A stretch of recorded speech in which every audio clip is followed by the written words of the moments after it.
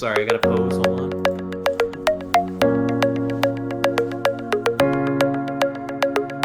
Hello and welcome to episode 16 of TemTalk, your weekly podcast dedicated to the creature collection MMO Temtem. Today we're being joined by Havoc, who's a tournament organizer, and we got a reason for having Havoc join because we have the World Cup going on tomorrow. And I don't know if you guys knew this yet. This is gonna be hot. This will be the first you guys have heard of it, but you're actually joined by the future champion of the World Cup, Vonlin, right here in person. I'm gonna take it by storm tomorrow with all the hot tips that Havoc's gonna give me today. The hot tips. No, as always, I'm joined by Gaijinbu and Kennedy and Havoc. Like I said, how's everyone doing today? I'm doing fan-flippin-tastic. I know I told you at the start I was going to refill my cup of tea, but I didn't. And I'm looking at a half a cup of tea and an hour and a half of TemTalk. There's only... Well, the hour and a half of TemTalk is going to be great. Half a cup of tea. Why do you lie to us all the time? Yeah, I know, right? I am also doing well. No complaints. Having a good day. I'm doing all. Oh, sorry, I'm cutting you Nope. off there. Nope, that's okay. I'm doing all right. A little bit busy with IRL work, but I'm here today to be on the TemTalk podcast. Wow, thanks for having me, guys. Yes. Well, thanks for joining us. For those that don't know who Havoc is, you are big in the community and tournament organization scene. You work with Temporium organizing tournaments. You've created rule sets for many other tournaments and helping streamers in their tournaments. You help with fellow tamers and others as well. You've been involved in getting Club Wars more organized and structured. So we're gonna hopefully to pick your brain and talk about what it's like to organize tournaments and even though I know you're an organizer, not a player, we're gonna put you on the spot and ask you for some tips and insight for players that maybe want to play in tournaments that haven't. So I actually do have some of those. oh, that's good to hear. That's good to hear. Right off the top, I made a note for myself in the show notes. I wanted to share this on live rather than offline with you guys. I noticed ever since we switched the video format, when I watch the videos, I can notice this more than ever. We have a problem with talking over poor Gaijinbu. So my goal this episode is going to be not to do that. Because the problem is, I'm very loud and like to talk a lot and can go on, which is one of the reasons I said, hey, why not start a podcast? Yeah, and Kennedy is just so enthusiastic about Temtem and can go on forever, very long-winded about anything. And we both get so excited anytime he says anything, we just start going. And Gaijin, you're a little more soft-spoken and a man of fewer words. So my goal this episode is to let you get some more words in edgewise. We'll see how it goes with Havoc here as well. Yeah, dude, we'll do all right. See, I'm pausing to let him speak, and he doesn't say anything. This is why I run into problems. No, it's okay. You guys go, and then eventually I get time to talk. No big deal. We get to hear his words of wisdom. So Or I get to once. You guys get to be blessed by him multiple times. right off the top, I warned you guys last week. I wanted to make a bet for when we think Kisiwa is going to drop in July. So I was thinking we divide the month of July up into 3 ways, and we each pick a week. We offered to have Havoc participate, but he declined from our bet. I'll say a day, but I can't really bet. With, Yeah, you can weigh in and my give your big bank insight. account. You can weigh I don't in. want to put it at risk. My whole 0 pansons.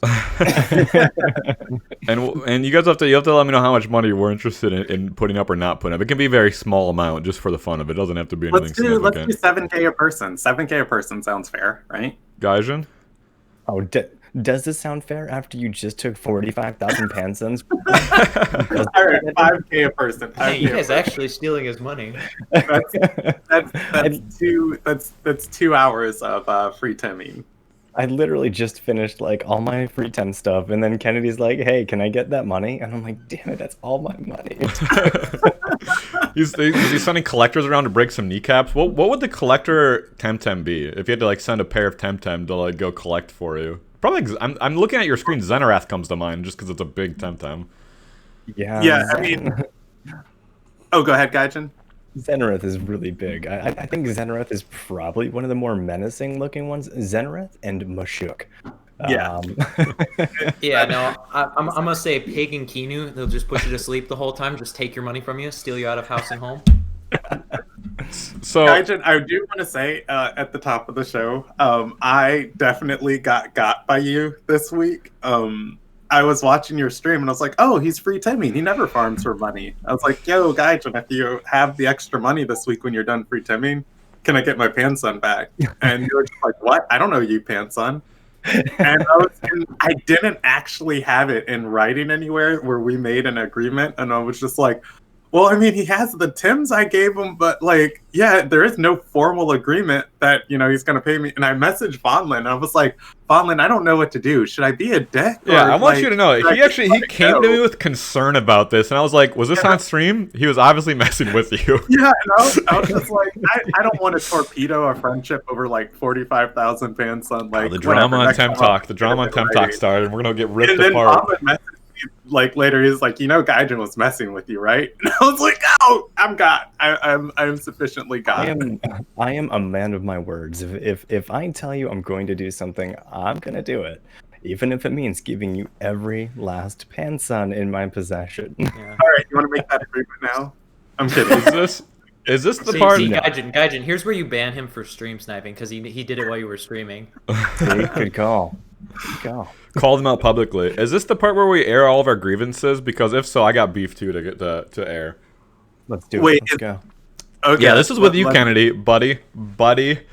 So he was like, I'm breeding Velashes, and I was like, oh, I could use a Velash. Let me help you out because I want a Velash egg, but I don't want to take one of your eggs that you can sell for more money. So why don't you hatch an egg, or give me an egg that has fur. Let me hatch it for my OT and trade it back to you, and then you can keep breeding and give it back to me. So it's like an egg sale, but you don't have to use up one of your eggs.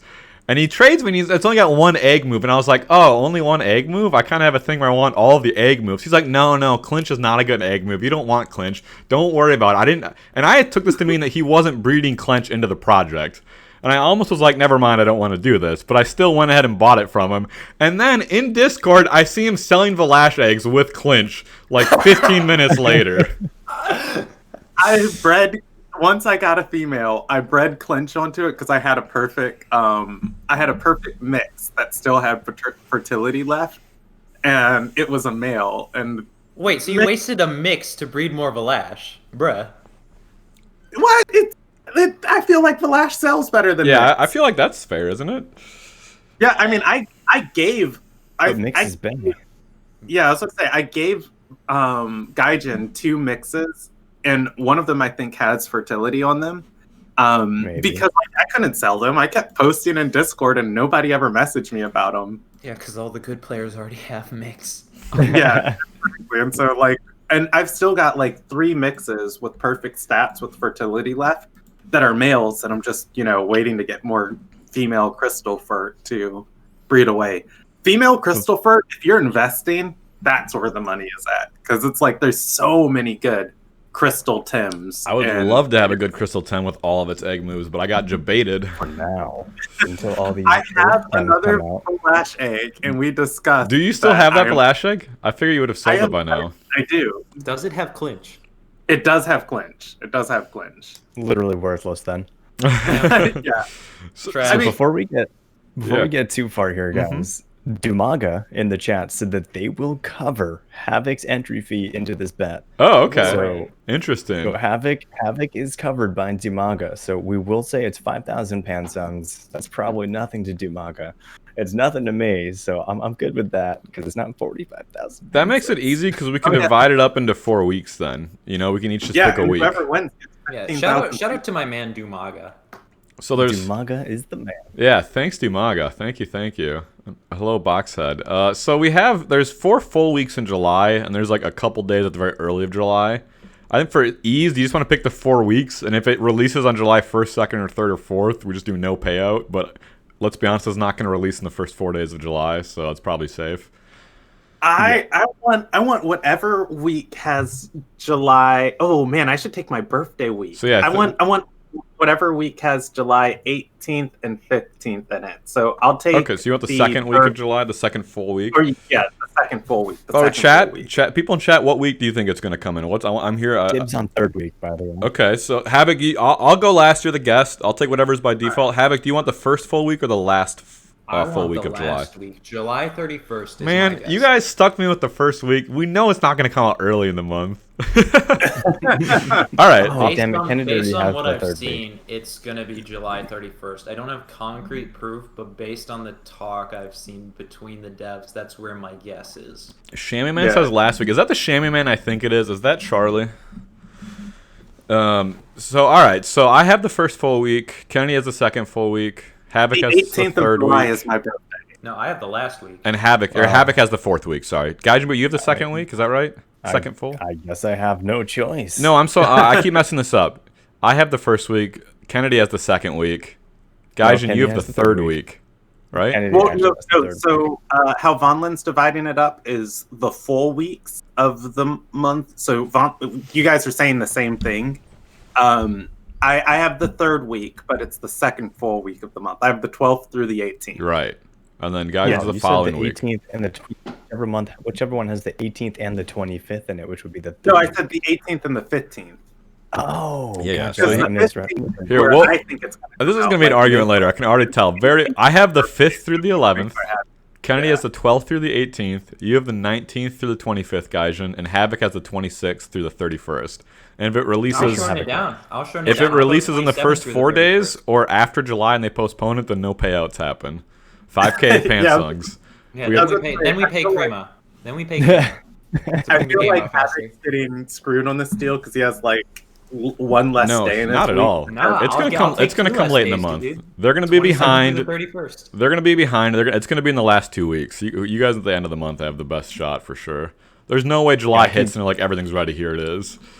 I can guarantee it's going to be the end of the month. I mean, they said around July. It doesn't even mean it's Right. going to come out No. in July. It could come out the next month in the very first week. Like, it's coming around July. Yeah. I'm on the optimistic side here. I feel like it's going to be the start of July and that patch is going to hit. I feel like they are so ready and hyped for things. Like they've started actually showcasing and previewing things again, which, you know, they normally do that when things are getting polished and ready to release. Kennedy is always right, so we probably should just listen to him. But I think he'll be late too.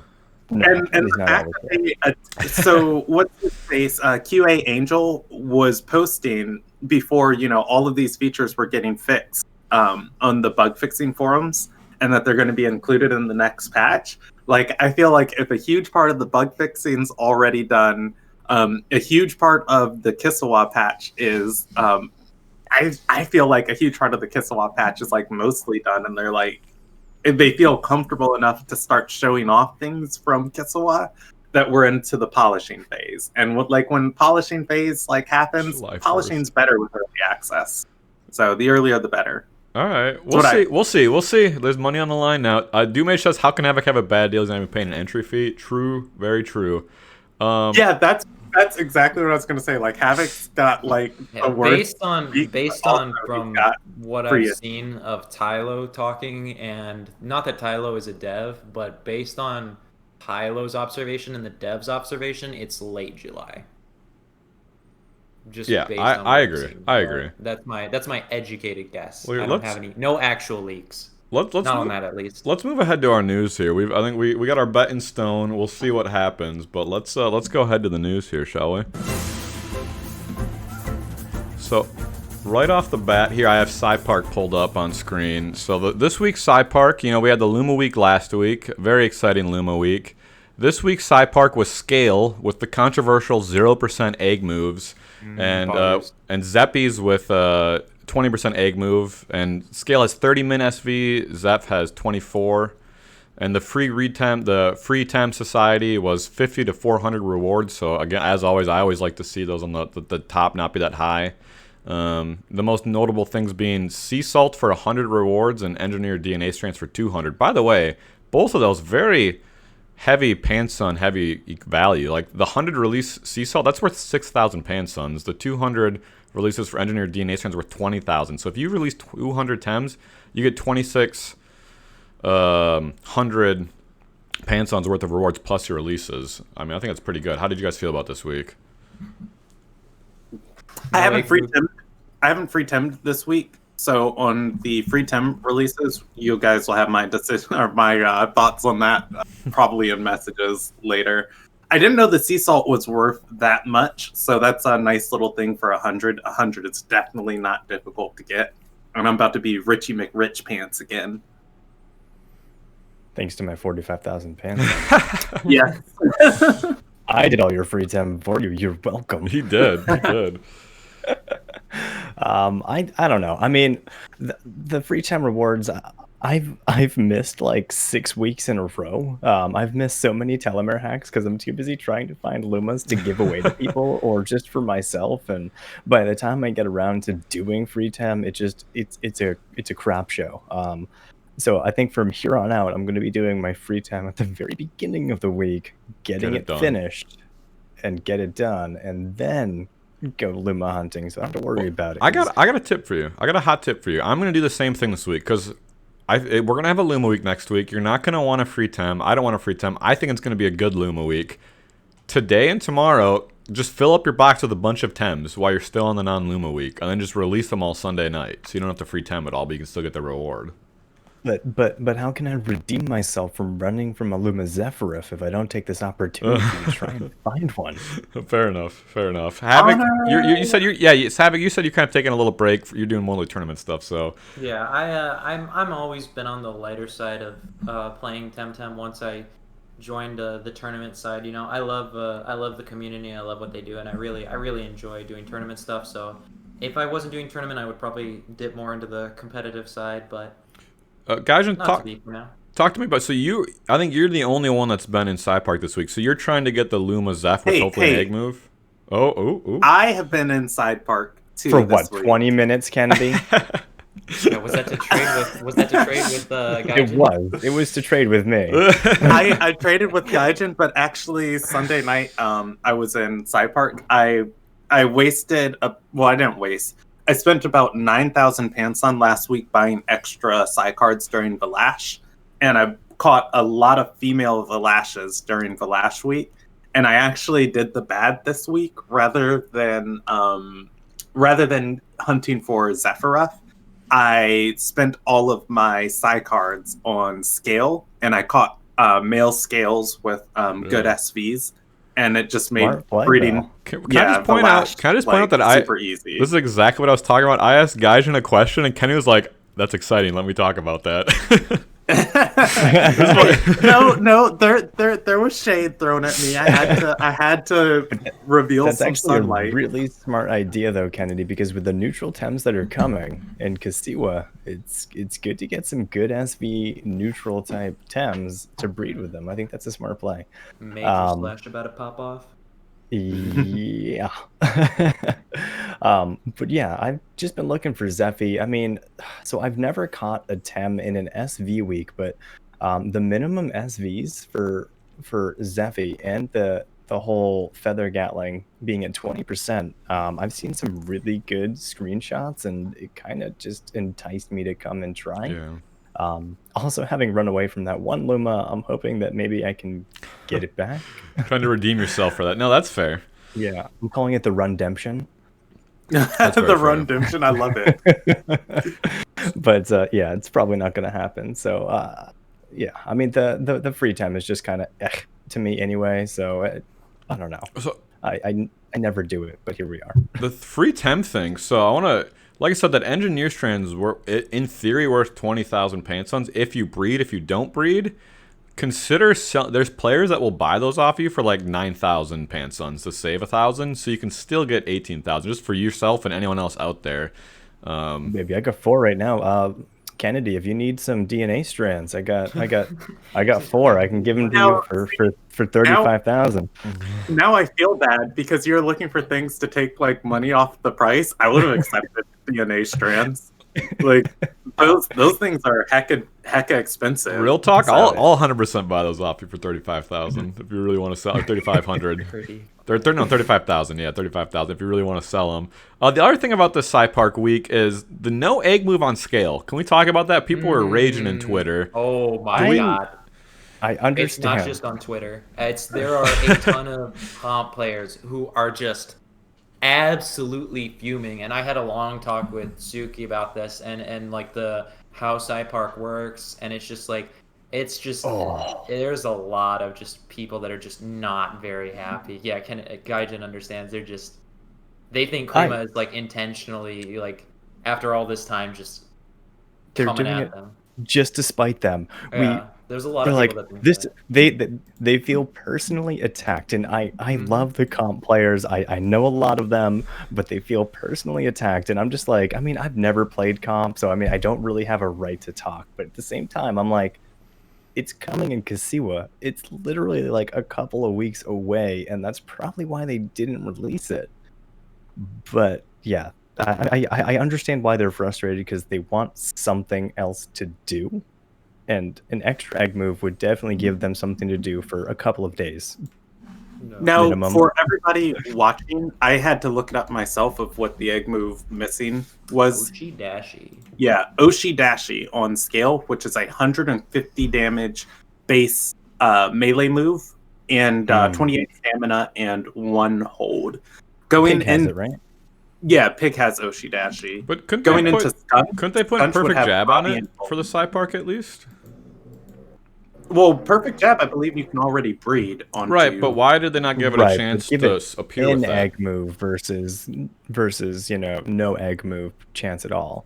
So you're telling me they didn't put it on there because they don't want scale to have Oshi Dashi yet? Is that why? So they just set it to 0? Is that the We're thought not process? exactly sure why it would not break competitive. I can tell you right now, there are multiple competitive players that will tell you, it's like Dust Vortex Madrid. It makes the TEM better, but it won't break the game. Yeah, Skunch There's is just gonna too much. show up. Yeah. Like people will use it all of a sudden because right now none of the top tier competitors are really using Scunch. But if they put Oshi Dashi in, they might mess around and try it. But still, ultimately, it's not gonna make a huge difference because Dumaga 4 times weakness to mental. It's too weak, and with Barnshi and Mix being pretty heavy in the meta, and Adoros is pretty popular. I would disagree about that. I hate to jump in, but no, that's okay. Mix will see a lot of play. Barnshi and Adoro specifically. Adoro is very difficult to play, and it takes a super large amount of brain power to play Adoro. But everyone's got got a Kinu, right? With Beta Burst.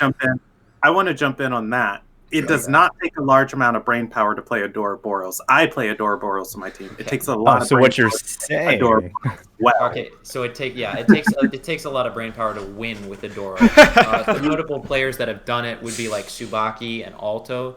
They're pretty good with Adoro, but it's not an easy TEM to compare to just picking Valash Xeno, just double spiking, easy clap. Yeah.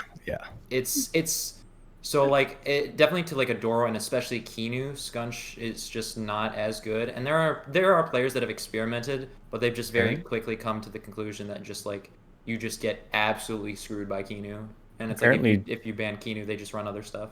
Dumaga is saying that Gold runs Scunch, and he is a top tier player. But I think he's definitely in the minority of people that would use Scunch. Gold is a player that runs like some pretty interesting TEMs. Gold actually runs Cernif as well and has done very well with Cernif into some. Cernif has increased in value just because of how it's being used by some players. He was like playing Gold. Cernif before anyone else. Cernif is going to be the TEM to have when Kisiwa comes out. I'm calling it now. Velocity, so good. Water Cutting Lily, so good. Like there are also players that play Cernif, sounds like. People will play both traits. There are also settling Cernifs, especially when in the tournaments where there's no Fantastic Four. I see a lot of settling Cernifs. For me and anyone listening that's more casual like me, what is the two Cerny traits? I have no idea what they are. So explain for any listeners and myself, what are the 2 traits and what do they do? I can jump in and explain it. Settling is for every round it's on the field, it gets plus 8% attack power, infinitely scaling. Oh, wow. And it is one of the few things that resets when you swap it out. So for settling, it has to stay on the field, and every time you swap it out, it has to start settling again. Is that tracked graphically anywhere? Like, it's not a status condition? It is not. It's not on the battle details screen No, either, it is not. It is all in your head. You have to track it manually. But you see the trait pop up every round, I assume. Yes. At the beginning of the round or something, probably. Velocity, when it's hit with a physical move, it increases its defense by 1 stage, just allowing Cernif to get very, very bulky very quick. And I had the opportunity to TV train a perfect Cernif for somebody who was going to run one for a tournament. and they were a little late on picking it up from me, and I just queued into like a ranked game with it after I had it TV trained just to try it out, and I am a huge fan of Cerny. It's probably going to be the next thing I get through once I... Damaged goods, man. Damaged goods. Did you give a discount for using No. So here's what happened. They left it with me to TV train. We had an agreement of when they were going to pick it up. And then for 3 days, they didn't pick it up, and it was suffering from abandonment issues. So I had to queue in a ranked game with it and let it know it was still loved. Look at Kennedy's you just don't do deals with Kennedy. There's always something shady going on. Between my Valash, the Cerny trading, the betting. I asked him, I was like, is it cool, if like I play a game with it? It's like, oh yeah, sorry, I haven't picked it up yet. And so, hey, and I'm not like projecting what its TVs were or anything. It's just such a cool Tem all around. It deals damage and it can be like a really solid tank. The only problem though is whenever we drift away from this win meta, and there aren't so many whims keeping Toxic down, I think Toxic's just going to be such a good type, and that's just going to make Cerny's life or life hard. And to Toxic's already so good, and we have a good win meta. But listen, let's keep moving along here in the news here. For this next part, I'm going to go to the sound clip that was released. You three listening in Discord, you guys aren't going to hear it when I play it, so if you want to pull it up yourself to listen along, I'm hoping stream in the video it should come through. But I'm going to play this for a little bit for everyone. If someone in chat, let me know how well it's coming through. I hope you can hear it fine. But one of the reveals and the reveals and drip feeds of content for the Kisiwa release is Suki made some post about the new track for Kisiwa on Twitter, on Reddit, and from Damien, and it just sounds absolutely amazing. I love it. I'm so excited. I think it's one of the best environment sounds we've heard yet, so I'm going to play it right now here. And like I said, hopefully it comes through. Okay, I have a question. While it's playing, can we talk over it? No. I was just going to say, be quiet for a second just so we can listen to it for like 15, 20 seconds. I'll start talking when I pause it again, okay? Okay.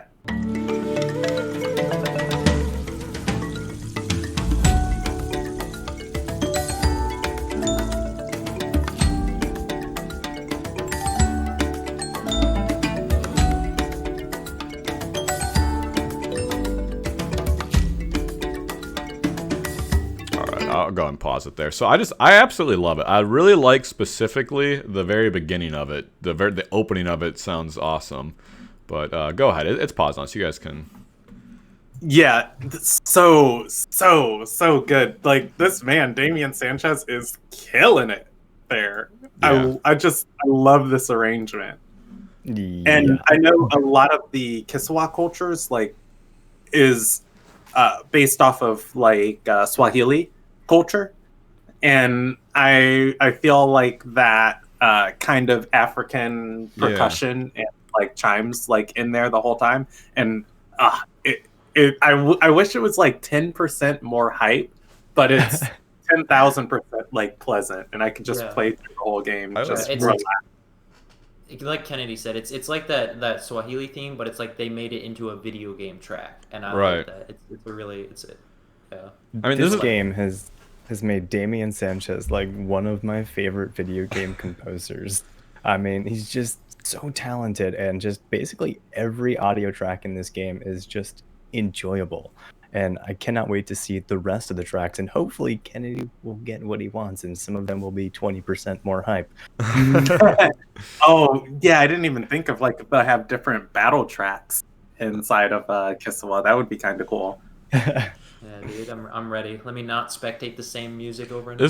This is very much. I want to say this very carefully. This is what it made me think of. But I don't want to distill down Swahili culture to this. But just for my own, it made me immediately think of the Lion King music right away. Is where it went to. That same kind of, I think, inspired by the same, culture. Obviously, so right away I was like, oh man, I feel like I'm in the jungle prowling around the second I heard it. So I really liked it. Yeah, we just need, as we step into Kisiwa, a tribesman comes up and it's nah, Savenya! Yeah, exactly. They should have Kennedy voice him. He's going to sing for us. There we go. So this next bit of news I thought was fascinating. I did not know this, and I don't know if you guys knew this, But so someone posted on Yaw post. We had a Yaw post this week, which made me very excited. Someone posted. They were basically just asking about what we talked. We talked about this in chat in our private messages. At the Crystal Shrine, if you saw Luma Zenarath that you couldn't capture, if you just wait until Kisiwa drops, could you capture it? And Yaw came in and said actually that it wouldn't work. And the most interesting thing he said, Zenarath are not capturable not because they're over the level cap, but because they are the final form in a 3-stage evolution. So am I interpreting this right, that you just won't ever be able to catch wild Temtems that are 3rd-stage evolutions? Like, that's a crazy... Interesting. That's crazy, right? Be temporary for alpha. Do you think it's temporary? Or do you think it's a base game mechanic? He doesn't really clarify, but it doesn't sound like that. Seems. I mean, I would have to imagine it's a like just an alpha mechanic. I can't imagine that it's going to be an end game thing like complete, because in pretty much every other monster catching series style game, you can catch the final forms. But I don't know. I mean, I don't know. That seems really weird. The way he wrote this is it would still be the case in the next patch. That's not the final version of the game, but he implies that it's not changing. So the problem with that, Vonlin, is when they do a server reset, if you are in a battle and the server gets reset, you're not in that battle anymore, I'm pretty sure as well. So when they do an update like that, they do have to reset the servers. Yep, that's the second part of his post. He says battle states are reset when the server is restarted, and we need to restart the server in order to launch a new patch. So he confirms that too, but he specifically says it's not capturable, period. And it implies that it wouldn't be capturable even if you go back to the shrine after the patch. You still won't be able to catch a Zenarath, even after Kisiwa drops. Yeah. So going off that server restart, that is actually also how they unstick players. Oh.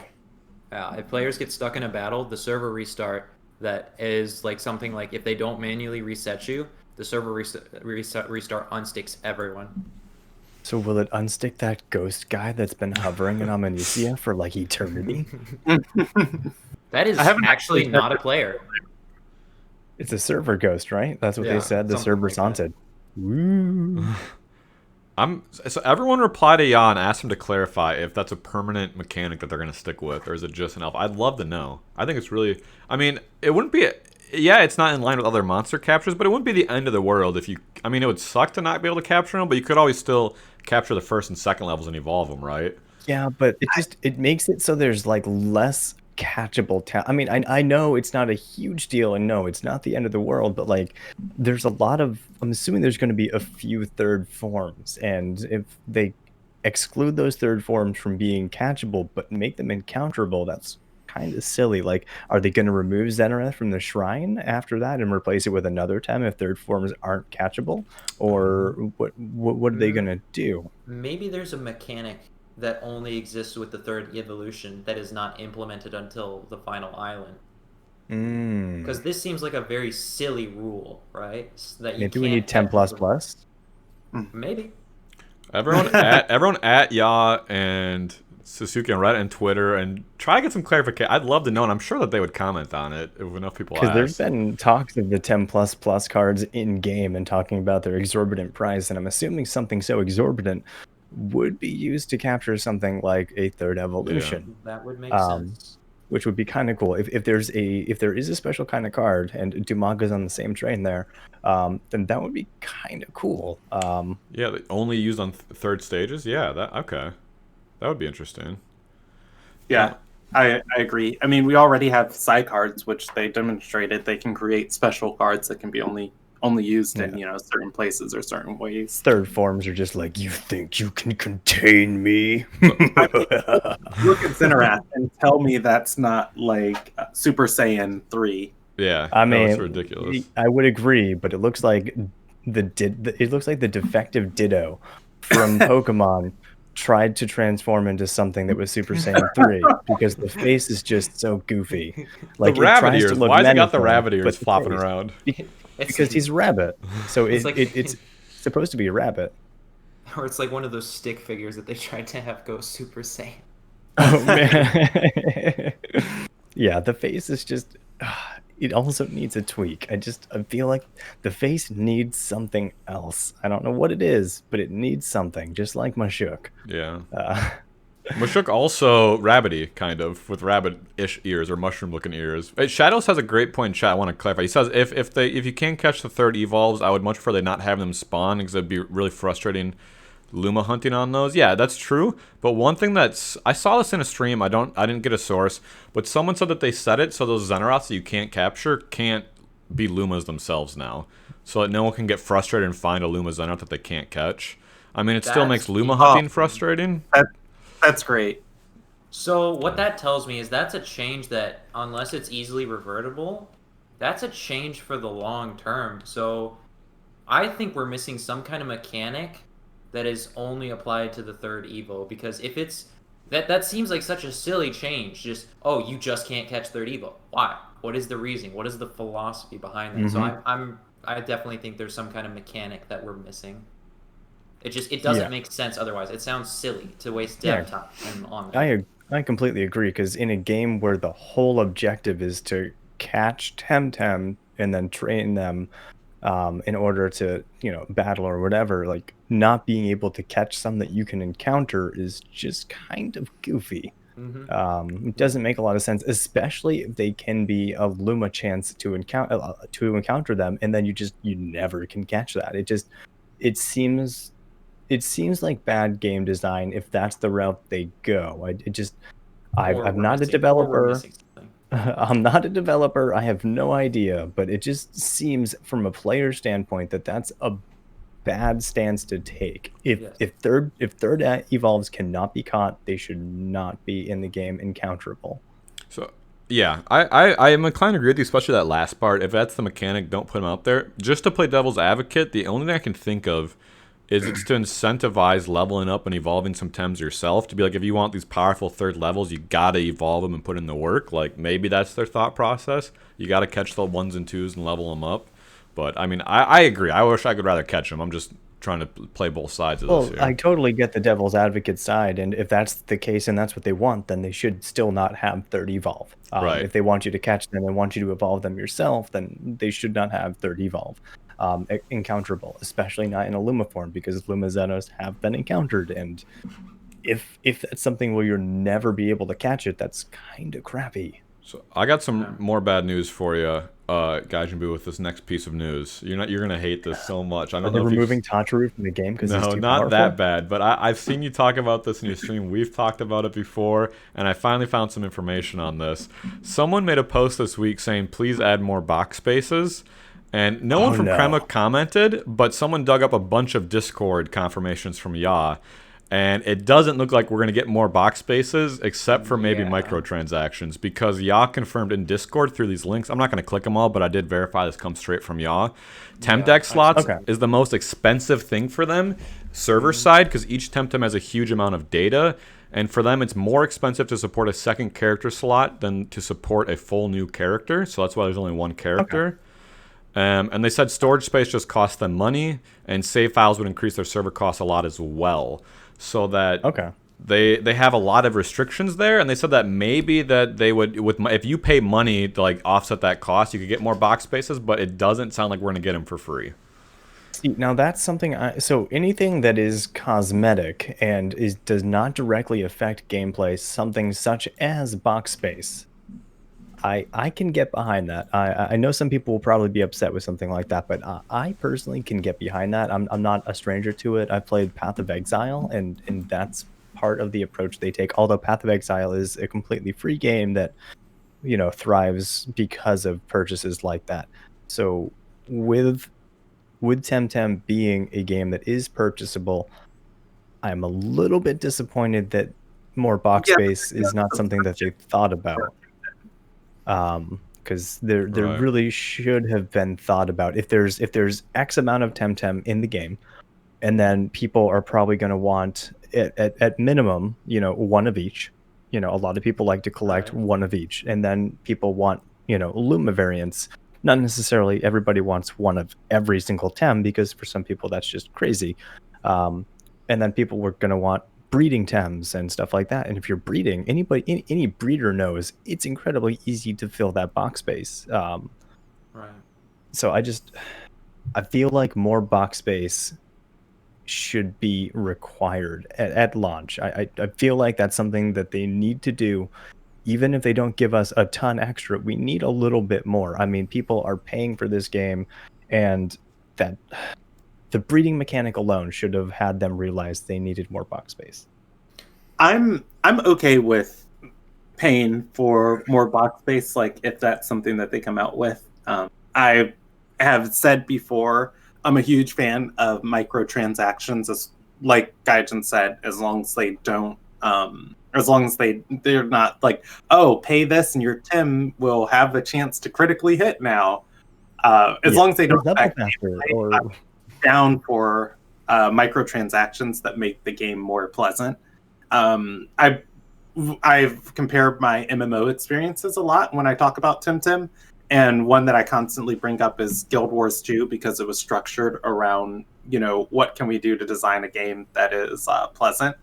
And one of the things is, you have a big old bank that is across your account that all your characters can access the bank. But if you fill it up, more bank tabs costs either or cost the premium currency that you get off of the gem store, which is like the real money stuff. And I felt like in that system, it was completely okay. Again, because it was a pay to play, it was a buy to play game with no subscription fee. And I felt like I spent $14 on storage space, essentially 7 years ago, that I still have now. And it's like, if I plan on playing TemTem for the next 5 to 7 years, if I dish out $10 to get 4 or 5 more boxes, like, I'm gonna have those for as long as TemTem is alive. Yeah, and I'm okay with that. So going into that, what is pay to win? TemTem is a game where it's very interesting because there's multiple perspectives on what is winning. Some people really enjoy Luma hunting. Now, there's not any high-end PvE activities in the game yet, so as in terms of battling PvE. So there's no pay to win or there's no winning in that aspect yet, besides just completing the game.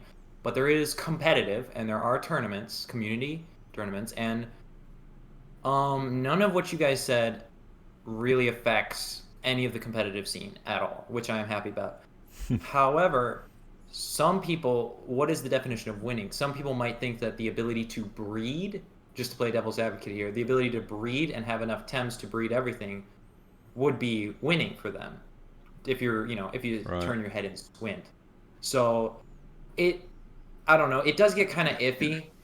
Depending on what direction they take the game, if they make it like super easy to breed in the end and it's like none of this even matters anyway, or if they make it harder once again like they did before. I mean, a lot of it will change due to early access. Right now, I'm a simple man. I literally do not care what my character looks like. I care about the gameplay and the competitive. So like, I don't care about any items that are cosmetic. If you want to make them premium, sure. If you don't want to, fine. In my opinion, I don't care.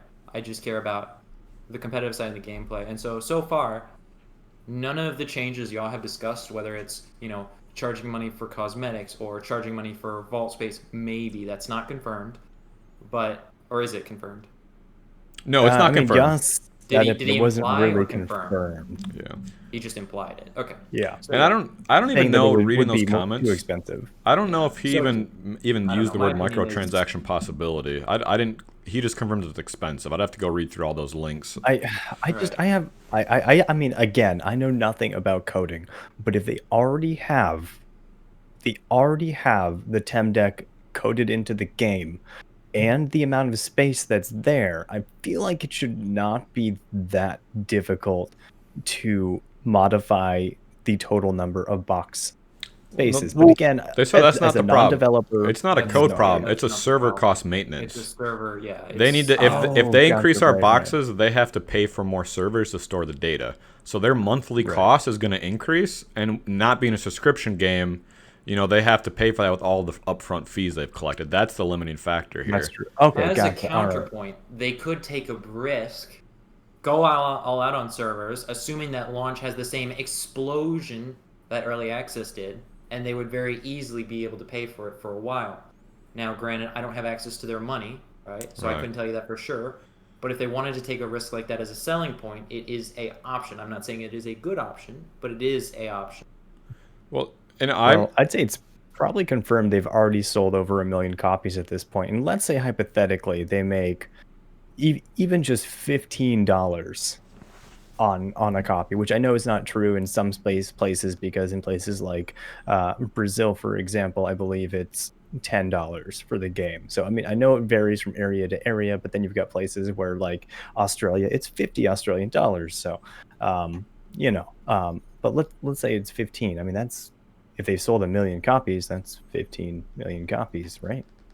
I mean, $15 million, right? Well, so I'm, personally, like my personal job is I'm a business manager and run a lot of profit and loss and expenses, and that's what I spend my time doing. So looking at this from a business side purely, we all love Crema. They're great. They make a game. They're passionate about the game. But at the end of the day, they're running a business. They're all business people too. You have to think about, they're here to make money. They got to make their profits.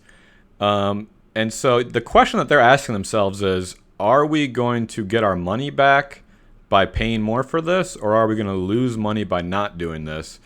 And the question is anyone going to stop playing if they don't get more box space? Is anyone not going to buy the game because they know there's not enough boxes? So it's like they're just going to increase their costs and decrease their profits.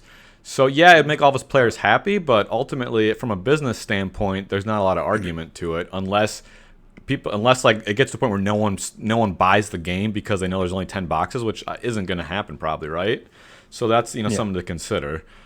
And there is something to be said for making your player base happy and having a good right. And I'm not saying that they don't value that. I'm just saying purely money wise when you look at it, Companies are companies first, and without a product, without the possibility of profit, products cannot exist. Right. So we as customers need to understand that we are paying for a product. The company, in order to continue making that product and improving that product, needs to make a profit.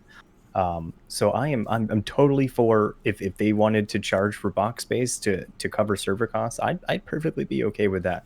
And somebody was saying that having more box space is kind of a pay to win mechanic, but I mean, I feel like it's not, because it just determines how much you have to visit your box to either release stuff or to sell stuff. If you're a breeder, like you have to sell stuff on the market more often if you have less box space versus having more box space, etc. It depends on how they end up changing breeding, because in the end, this whole complaint, it could become like super easy. In the end, when TemTalk is released, they could just make it super easy to breed, and all of this pay to win just becomes irrelevant, because like it's just so easy to get 7 SV Tems. We don't know yet. Hopefully not the case though. I'm hoping that they're because the whole fertility thing, I'm assuming, was designed specifically to prevent that, because if 7 SV Tems are just readily available and they're essentially worthless because it's so easy to breed them, I mean, that would affect the market, and I'm hoping they don't just make it that simple. I don't anticipate there's a lot of breeding changes coming down the line. There might be some minor tweaks and stuff, but I think it's just cost on items. One. Yeah, maybe they'll rebalance the cost of the strands. One thing I'll say with this is, I personally, I think between the three of us at least, I think I do the most breeding in game. And my boxes are filled with random 1 SV Tems that I might eventually someday breed with or try to sell. And in the market, when the market was very busy early on, people were constantly selling Tems with 50 SV and 1 SV. Like, there was spreadsheets being shared constantly. People are buying them to breed. And now you don't see that at all. No one's selling 1 SVs or buying. I mean, there's a little bit going on. My point being, I think you have to reevaluate people like me holding all these 50 SV single Tems and probably release the majority of them from our boxes to free up the space. And we're not going to be able to keep that catalog of single perfect SV Tems anymore. At least not beyond more than 1 or 2 species, maybe. Yeah. You can probably go hit up Zekro. He's probably knows somebody that's got some hiding in the back. The good news is the cost for box space would be significantly less than buying the game again for an alt account. So, well, that's what I said. That's kind of your short-term solution. Is if you want to have a big catalog, your solution is pay $35, get 10 more boxes right now. I think Munch has 7 accounts or something ridiculous, but he's also trying to breed 1 SV Luma Pookie, so he needs buttloads of space. But no, let's wrap up the news and keep moving along here. Let's talk some community highlights here after my little bit. the encounter. Oh man, we're still on news. Wow, that's crazy. We were. So going to the community highlights, this was a great question that was posed by someone on Reddit. Danny R. Ferratol said, if you had the ability to make one Temtem of your choice unbattleable competitive, which would you choose and why? So I want to open that up to you guys and take that opportunity to myself to go refill my coffee. So I'll be right back. But go ahead and what do you guys, if you had to pick one Temtem, Havoc, I think you might have the most interesting take on this, but go ahead, the three of you. Okay, so do you guys want me to start, or would you like to go? Yeah, go for it. Yeah, I'll let you guys start because I have a lot to say on this too. Okay.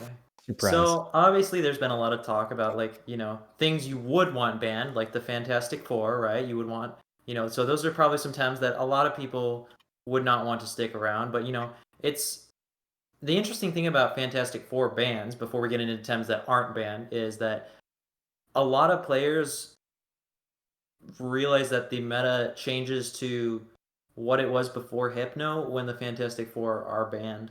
So it's kind of just a back and forth with those particular Tems. So I just find that interesting in that, like, the community can't really balance the game at the moment. There's not enough Tems. So, like, even though there are temporary fixes, no matter what we ban or don't ban, it's all just temporary, and players are just going to get bored no matter what kind of arrangement you come out with. Like, you do Fantastic Four ban tournament, and players, they like it for a couple weeks, and then, they go back to being bored, which is understandable. We're not Kriyama, we can't balance the game, but it's just interesting. But in terms of Tems that you wouldn't want banned, I would say I would like a Tem that has a very high skill gap but isn't necessarily broken. Like, my opinion would be Mix. I would love it if Mix was never banned, because not that it's necessarily like the best or the worst Tem versus some comps. I just really enjoy, like, the skill gap Mix has. Like, Mix is not an easy Tem to play at the highest level. And so Tems like that I really would not want to see banned, versus, like, just plays, Belashed. Not that they're S tier, but, just spike. Yeah. not a whole lot of thought process into how to play Valash. Not that those Tems are bad. It's just right. And not that you can't do good with those Tems, not at all. It's just like, I like the amount of effort and brain power it takes to play Mix comparatively. Oh yeah, absolutely. Mix is one of my favorite Tems, and I completely agree with that. I love seeing it in comp battles and the way people handle it. I think it's a really cool Tem, and I'd have to agree, honestly. I think if any Tem, I prefer to see that one not get banned the most, just because I like seeing it. Right. And how people utilize it. Every single high tier comp player has their own mix spread, right? Like, that's the Tem with the most unique TV spreads, because, like, players will be like, oh, you should use this TV spread on this TV spread on this. Oh, what should I use on Mix? What do you want? It really depends on your team and like it depends on what you want your Mix to do, and I find that really, really cool. I want more Tems like that. For me, I actually had this suggestion a while ago. If anybody who watches tournaments or you play rank, you pretty much know it's kind of unfair being on blue. Blue gets first pick, and blue side banned. Yeah, and blue gets the speed arrow, but most of the time, because gold side gets the counter pick, it's whatever like first pick strategy you kind of get from blue of like first ban. Oh well, yeah, you don't get first pick, you get first ban with blue. Whatever strategy you put together on blue side normally gets countered, and so you're just fighting an uphill battle the whole time. And I feel like most of the time you lose from blue side, in which I was thinking one way to balance out blue side versus gold side is blue side, whatever Tim is in their first slot of their team cannot be banned. And that Tim will always go through. So this is like a very interesting thought process for me, because generally in Tim, you need to have a win condition and you need to have an alternative win condition. And if your win condition gets banned in the first set of bans, you have to pick your second win condition so it doesn't get banned.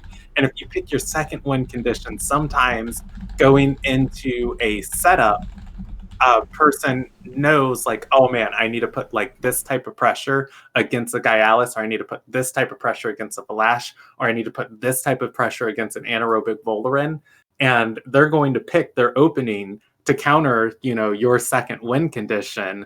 And then you're just in this really weird area where it's just like, okay, well, I'm not running 3 sweepers on my team. If I don't pick my sweeper now, it could get banned. And then I have like no damage, which then when you're team building, then you have to say, okay, well, I need 3 sweepers on my team and 3 win conditions because they're 2 bans. And I don't want to have to pick my win condition in my first set because it's going to get counterpicked potentially because et cetera, et cetera, et cetera. So with counterpoint, you run a team to fight something specifically, and so their win condition, like you were saying, is messing up another team's win condition.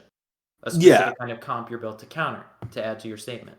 And so making one Tim that couldn't be banned would be really cool because you could team build around the idea that I will have this. And I know when I made my first team, I built for you, the idea. what time would that be to answer the original question? Well, yeah, and that's what I was going to say. My first team I built around my mix, which was just like my mix is going to go like I'm going to have this to support my mix, and I'll have this and this and this and this. And then my first ranked game I did on the Temporium ladder. A guy looked at my team, goes up and down, and bans mix, and I was like, wait. No. And then so I went and I bought a Gaialis and I was like, okay, I've got mix or I got Gaialis. And then it was Gaialis gets banned. And it's like, okay, now I have to first pick my mix so it doesn't get banned out. But now thinking on it, I would actually have Kinu as the one Tim that doesn't get banned. Because I bring multiple win conditions on my team. Kinu's always good. Yeah, Kinu enables those to have like a little bit more freedom swapping in and out. And pretty much when people look at my team, my Volaran or Gaialis gets banned. And I don't run Pigapek and Kinu, I just run Kinu. And generally, if I don't pick Kinu in the first set of picks, the second ban goes. Do you run Rise? I don't run Rise. I run Raikan with Motivator instead. And so a strategy, one of my win conditions in my team is getting Motivator Rise huge defensively with Kinu, and then putting Mix out behind the Rise. Like once I tackle all of the all of the Tims that can attack the whole team, and then it's just like infinite stamina with Mix, infinite tankiness with Raikan, and anything that tries to get through this wall is just gonna die. What's going on with your shirt there? What is this shirt? Oh, the shirt, it's Captain Marvel. It's higher, faster. I just saw the floating face in space, and I was like, what is going on here? Gaja, would you answer this yet? Or is it, we all know Tatter, okay, Yeah. moving on. Yeah, no, it was mixed for me. Okay. I love Tataru, but I mean, I feel like Tataru doesn't get banned as often as some of the Crystal Spikers anyway. So, yeah. I've taken to banning him actually just because I have 2 Crystal Sweepers, and I know that Stone Ball is going to be a problem for me. So, yeah. Okay, but I'm also under 1100 TMR, so don't follow my advice. For me, I said Calibus just because Calibus is my favorite for no strategic reason whatsoever. Calibus never even gets banned anyways. I already have my wish, but. Let's go to the other community highlight we had, which was a really cool guide. I just got to pull it up here. Posted by Easy Ranos, we'll go with as the pronunciation on Reddit, saying the title was Looking to Get into Ranked PvP. I made a guide with all breeding steps, TV spreads, moves and gears, and some comps and notes for me/you to use. And I'll pull it up here. This is the actual calculator. Isn't there an actual graphic somewhere in here? What did I do? Oh yeah, here it is. I just got to load it. It's still loading. There we go. So, yeah, here it is. So just very cool. I mean, some of this information may get it's only going to be relevant for probably the next month, right? A lot of this is going to change, but just the quality of work put into this and the consolidation of information definitely deserves a shout out from us. I think I know the guy that made this. Yeah, he did pretty good work on it, huh? Yeah, I love just seeing the tier list in here, the different team comps.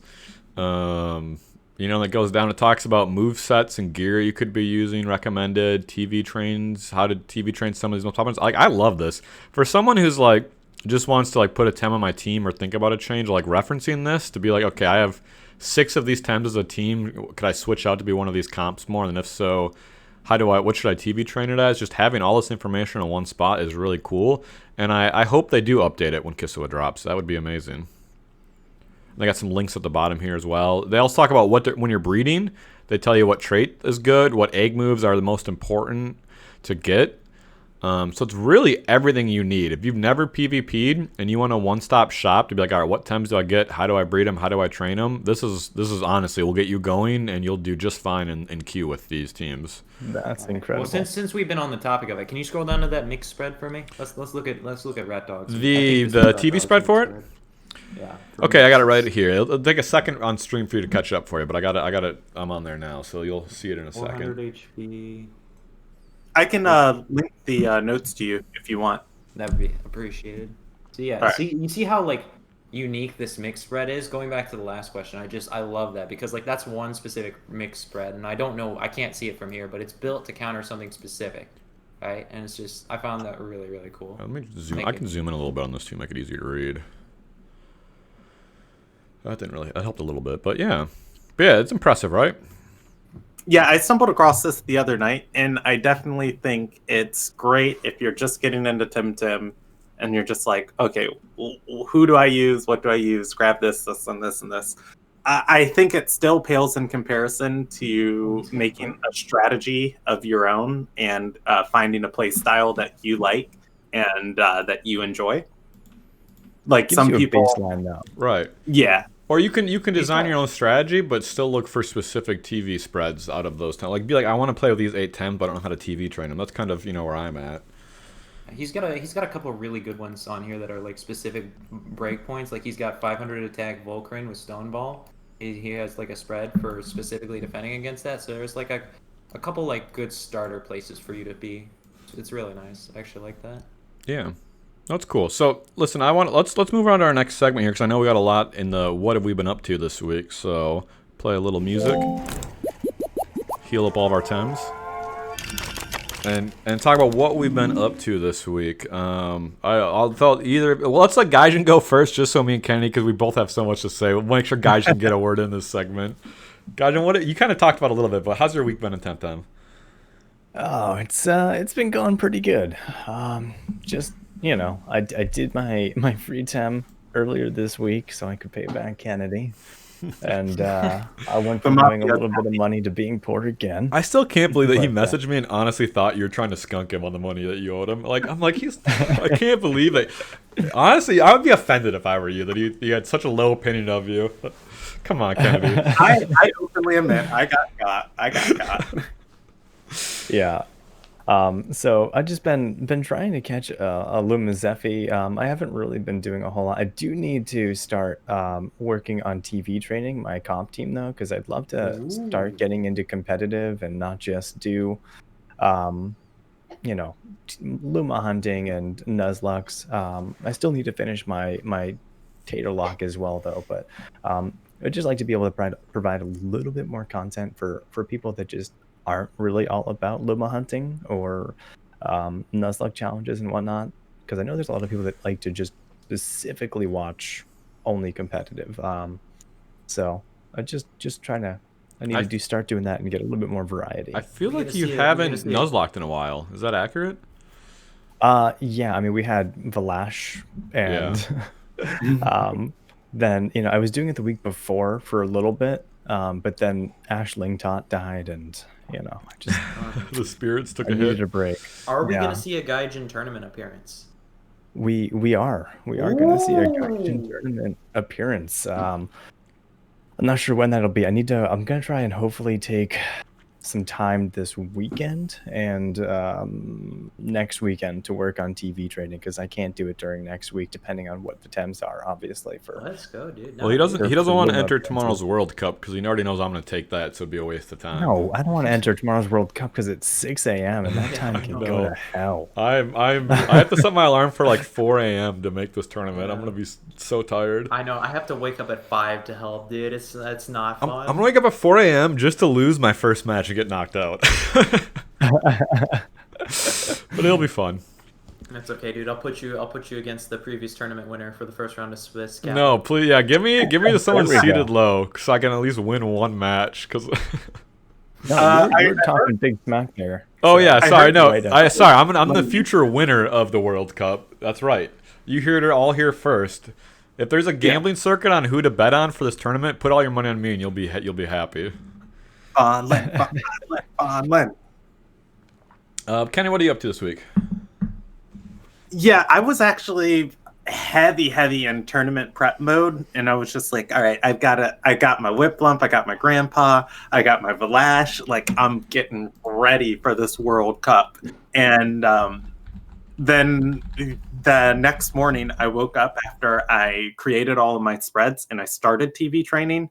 Josh Stryker messaged me and was just like, hey, would you mind casting the tournament with me? And I was like, he actually reached out to you, Pog. yeah, and I was just like, oh yeah, I would love to. And I got there's an ethics thing in Temporium that has just kind of stuck with me on I guess kind of honor of just like if you work a tournament, you don't play in a tournament was the agreement we had in Temporium. And Josh didn't say that to me, but I feel like, if I'm casting it, I'm not gonna compete.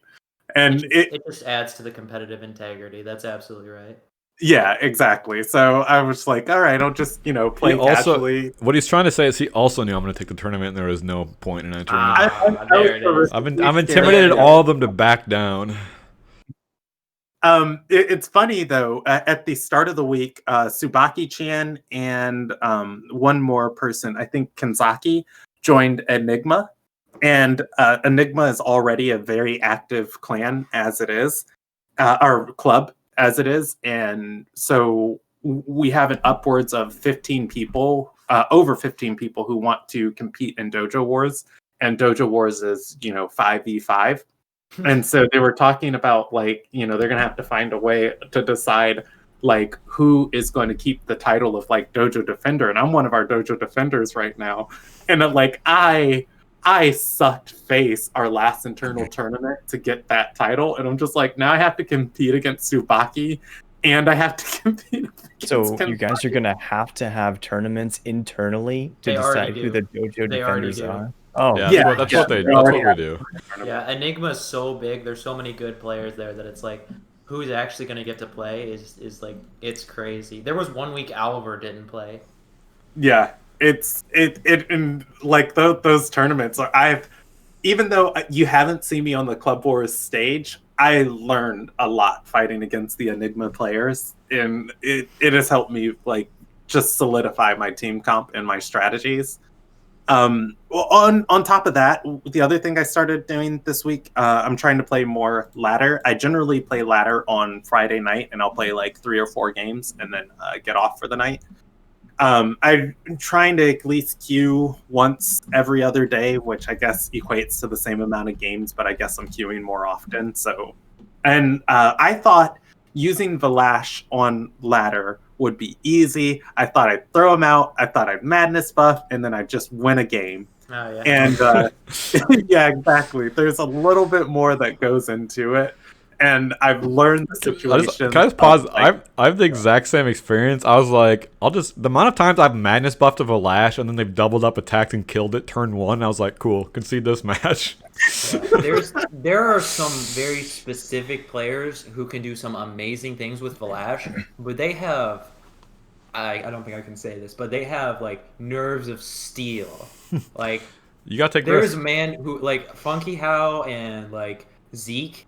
Their Valashes are made for such specific scenarios that they just when they get it off, they run away. And the Funky How is in Ronin clan, and Zeke is in Enigma with Kenny.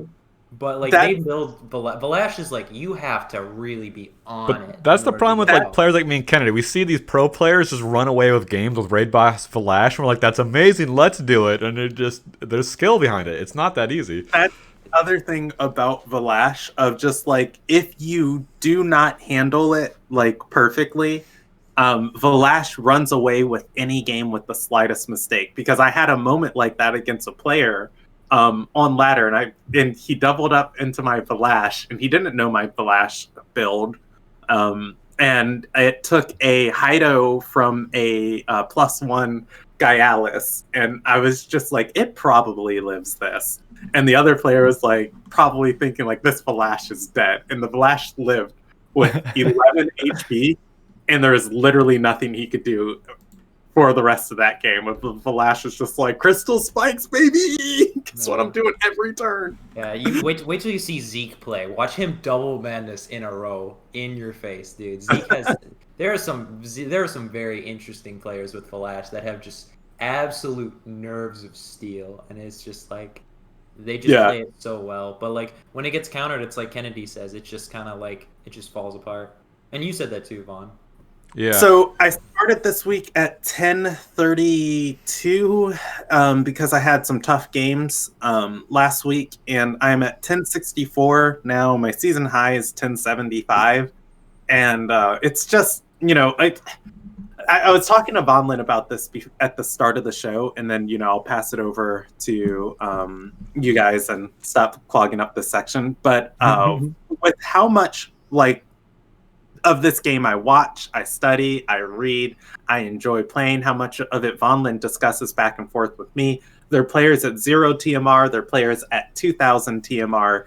You think that I would be in the middle of the bell curve at 1000 TMR, and that with like my knowledge of Tim, that I could just queue up and it's like, all right, let's just out knowledge the enemy and just get some easy wins and get up to like 1200 or something. And it's not the case. Like every game is a absolute battle for the win, where it's just like it's never determined for me, and I'm like gritting my teeth and everything. Like I did a battle on stream for our post-game show last week, and everybody's like, Kennedy, you're getting real serious. I'm just like, it's a hard game.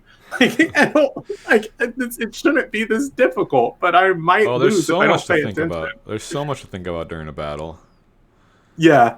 And so, I guess like I'm just climbing super duper slow.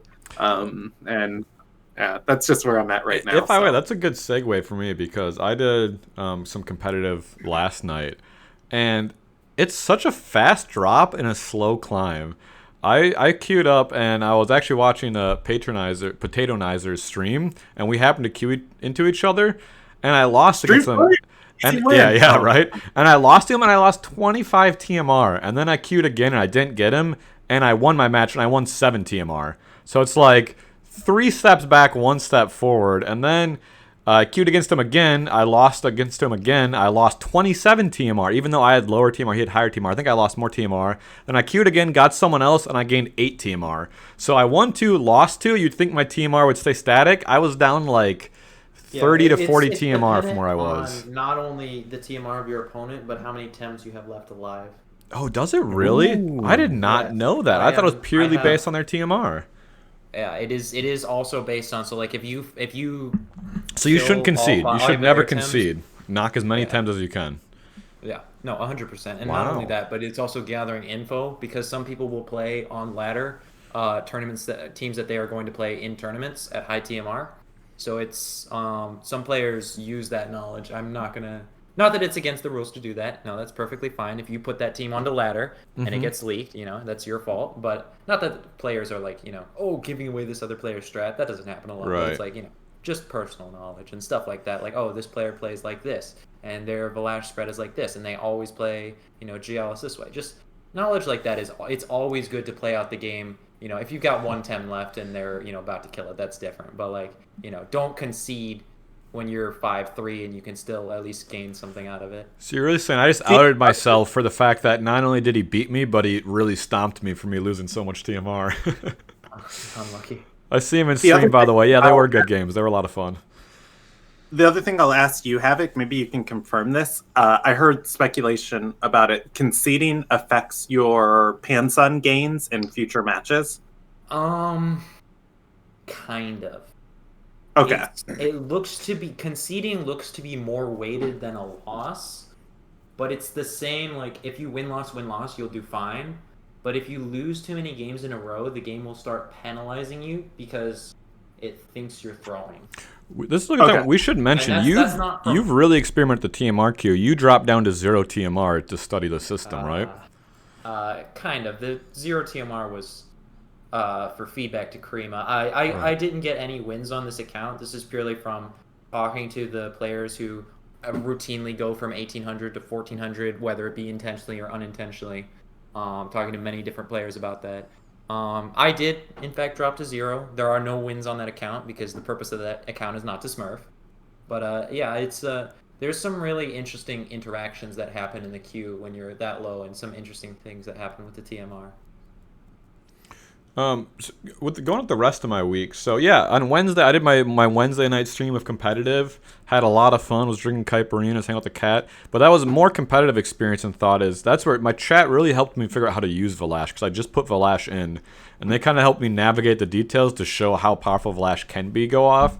Like there was times where I was like, I just want a crystal spikes for this Valash, and my chat was like, no, you can get a madness buff in right now. I'm like, really? That seems risky. Like you got to take that risk. You got to buff it up.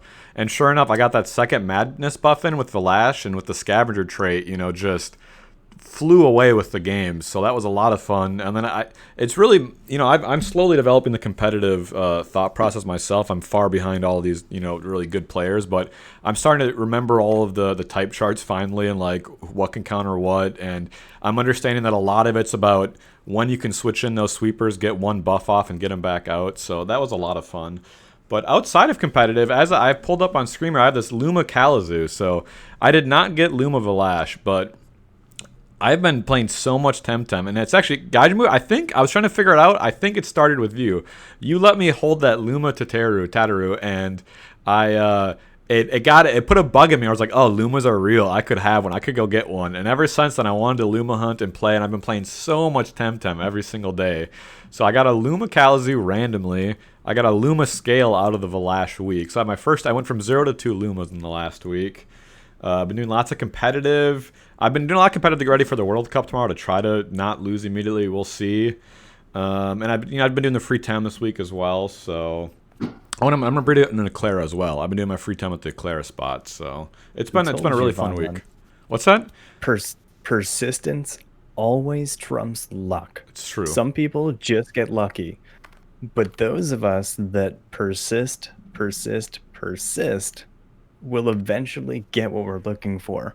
For example, people think Shadows is really lucky, and because Shadows finds numerous Lumas, but Shadows probably puts more encounters in per week than most people do in a month. Yeah, right. So persistence is key, and while it can be frustrating or annoying to go an entire week and not find a Luma, if you've only put in 10,000 encounters during that week, keep in mind that that's still not that many compared to what other people are putting in to find the Lumas that they get. Yeah, well, speaking of in the encounter count, that's the other thing. I had a really productive week. Not only did I do all of that, but last episode you talked to me about getting that second account running in Discord. So immediately after the episode, later that day, I signed up for my second account. And so I got that second account all the way through the game this week as well, so I can run with 2 accounts in a side park this week. So, I mean, I was free temming, beating the storyline, doing competitive, working on breeding.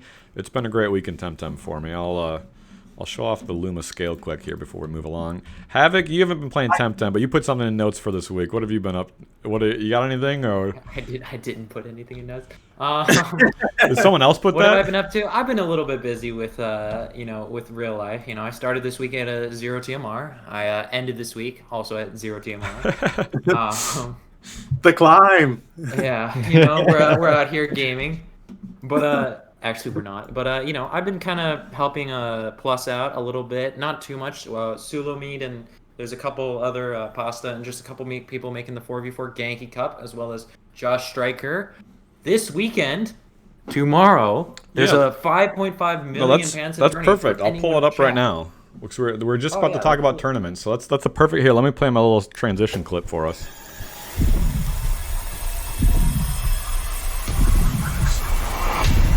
That's the sound of me capturing 5.5 million Pansuns tomorrow when I take this tournament by there we storm. go. Doubtful. So yeah, go ahead. Tell us about the tournament. I got it pulled up on my browser So here, the but tournament is a little bit different. Josh really wanted to do something unique, so instead of doing Swiss, he wanted to try a double elimination format. Now there have been concerns with the time, it's back and forth. Some people wanted it to go all day, some people wanted it to be very short. I want to stop you So I right think- there. Tournament sorry, dum-dum. What does that mean? And for maybe people So that don't double know. elimination. I'm gonna means sign up tomorrow morning. How's my day gonna go? What's gonna happen? Okay. Walk me through it So and the you're- listeners. So your first battle, right? You're going to be put up against another guy. Now, I'm not sure what Josh has finalized, whether the first round is BO1 or BO3, but regardless, if you win, you go on to the next one. All right? You go forward in the bracket. If you lose, you go down into what's called the losers bracket. Okay. And you get a second chance. So that's what the other double people elimination lost. means. You have to be eliminated twice. Got it. Okay. Right. Exactly. Okay.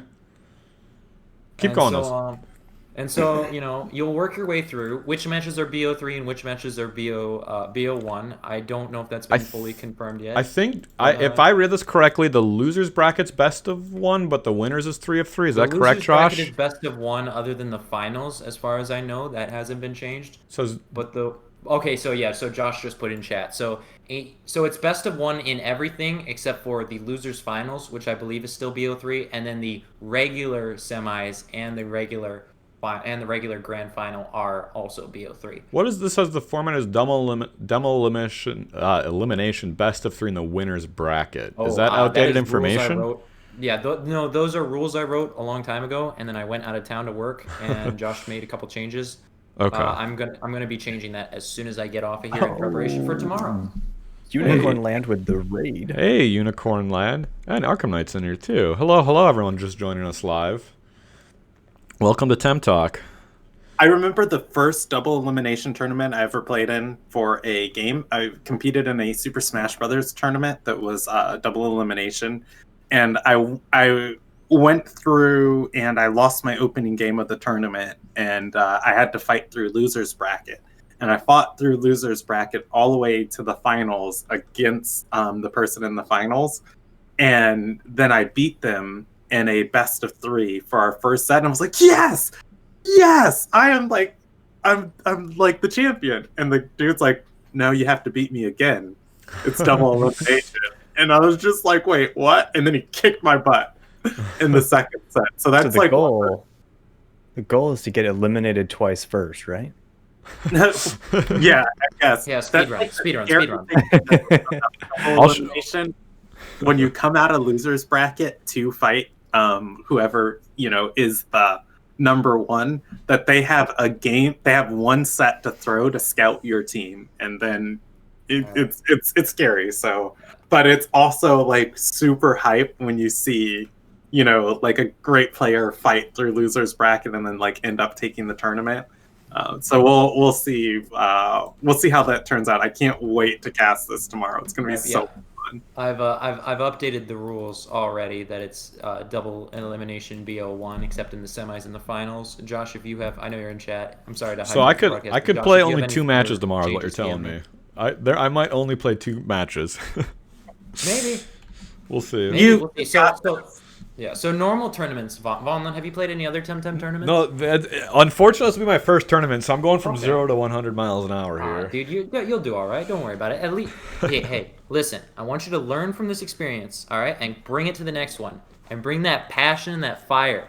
You're saying you're gonna win this, right? So I want you to take that. All right. I want you to translate that into experience, and then move forward from there. That's good. Thanks for the pep talk.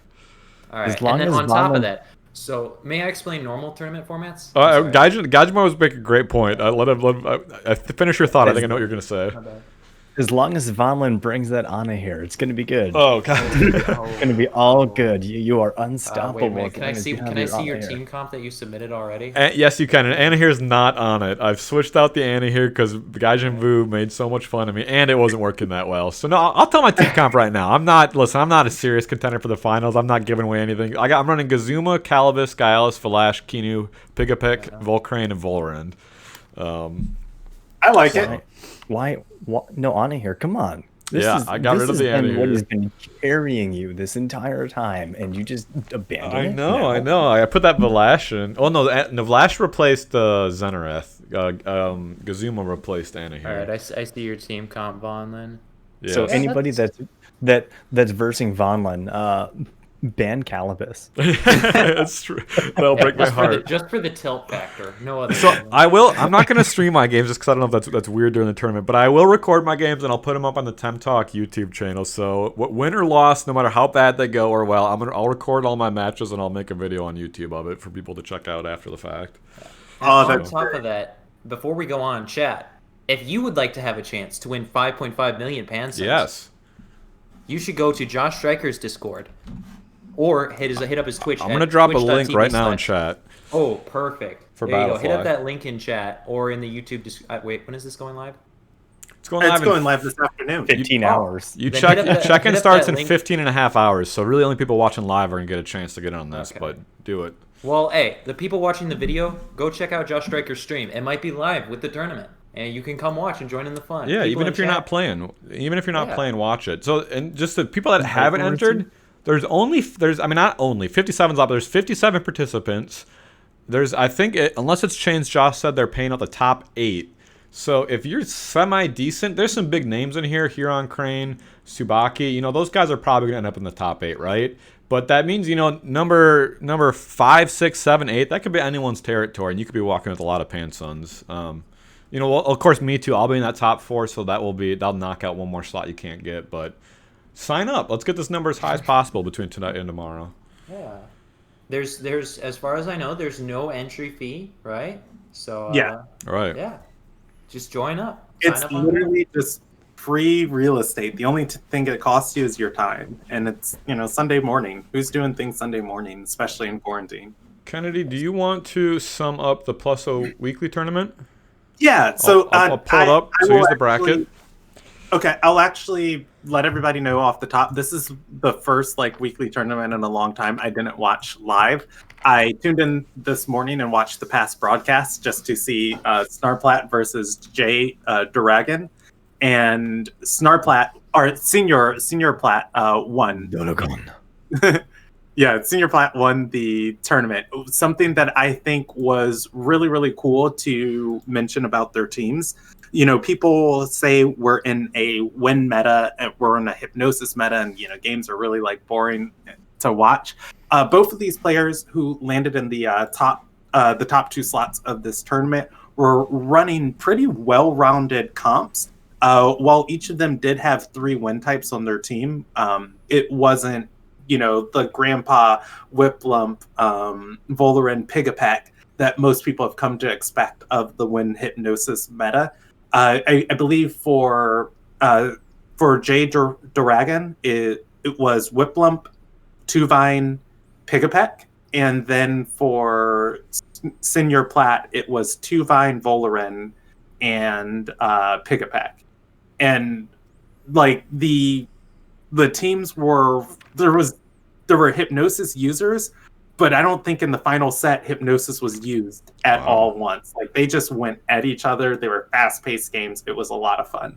The reason why I mention this is to contrast it to last week's weekly tournament that Plus ran, and where again you'd expect this boring hypnosis meta. Last week there was a Gazuma Nesla team that won the weekly tournament, and the team comps have actually been very widely varied, and that's one of the cool things about a meta is that you expect your opponent is going to do 2 things. They're going to turbo choreography as many times as they possibly can, and they are going to hypnosis to stall your they're going to hypnosis to stall your sweepers and stop your sweepers from hitting into the main components of your team. The cool thing that Tim is it's all strategy. So you can have the understanding that because those 2 things are going to happen, you can put an energy drink on the Temtem that you need to stay alive the most. Obviously, most teams are running Kinu. You can swap in when you're going to expect a Hypnosis, and Kinu can't be put to sleep. So those two huge counters to the Hypnosis. And then speed control is really huge right now in the meta. On Jay Duragan's team, he was running Rise, which he used to speed control a lot, which likely helped him through the bracket. And then last week, the team that won, both Gazuma and Nesla were using Tesla's Prison, and their whole purpose on the team was spamming Tesla Prison to counter the expected turbo choreographies that were coming. So I brought this up again just to put like, hey, people say the meta is really boring right now, but people are still doing interesting things within it. And when you expect the meta, that just gets you so much further ahead because it makes your predictions so much more on point and gives you so much more room to play your own game and your own strategy. Well, that's awesome. Well, I want to keep it. Oh, sorry. Do you have some more to add to that, Gaijin, or just agreement? Just the mixing up the meta, and the meta being boring. A meta by definition is generally supposed to be boring. It's not really supposed to be exciting. It's just the meta. It's something you're gonna see over and over. But it is really cool when you see people mix it up. I would. I see what you did there. I'd like to propose a couple of ideas for tournaments. Okay. Let's hear it. One being a 1SV tournament. All 1SV TEMs must be used. And a C or D rank TEM tournament. And of course, they would have to choose which tier list they're using, and everybody would have to go off of that. Just use Karth's smile. I love that second idea. Yeah, that's how you get chat flamed up. It'd be hard to get all 1SV TEMs for a one-off event. Josh Stryker actually ran a baby cup. I didn't get the chance to watch it, but I saw a couple people discussing it and some of the things that resulted in it. It was you had to have a level 1 TEM, and basically the king of that tournament, I think, was Scale with Wake Up and Orifil with Wake Up. Oh, that's really fun. Yeah, it's a very interesting format. Oh man, the Wake Up is I got trashed by that. You played it? No, I wasn't in it, but 9, 10, 12. Yeah, 9, 10, 12 challenged me to a competitive battle with 1SVs, and it's absurd. It's so broken. No stand, Pumaga. Arkham and a couple other players that I knew were going to do that before the tournament. I saw them practicing, and it's like I knew that I wasn't available that day to watch, but like I knew that like I saw 2 or 3 players practicing the wake up spam, and I was like, "Yeah, that's a peep hands. That's a Pepe hand." Yeah, it was bad. Yeah, with the way the damage formula works, Dumag, I believe when you attack, you always deal a minimum of 1 damage, and then all of the factors on top of that. I mean, Wake Up was always going to deal a good little portion of damage, 0 stamina, especially if you're a normal type. I could just imagine if you're hitting at a like ultra or plus priority move against a TEM that has 11 HP and you're dealing potentially 3 to 5 HP, like it's a monster. It's monstrous. So that sounds very challenging. So let's move to the challenge of the week. See what I did there? Havoc, wow, great transition. Thanks, Vaughn. Havoc, we're gonna put you on the spot. You gotta identify what Temtem is in this next transition clip. Okay, are you ready? Is it on stream? Yep, you'll hear it here, you'll hear it right here in Discord. Oh, okay.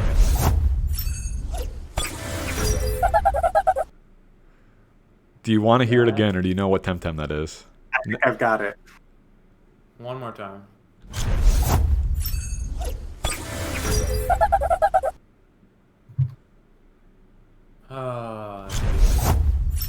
The king of this breed is here. Yeah, Gaijin Buu, if a hint, Gaijin Buu's shaking his head at you. Clearly, is this it man is Tataru, not but as a baby?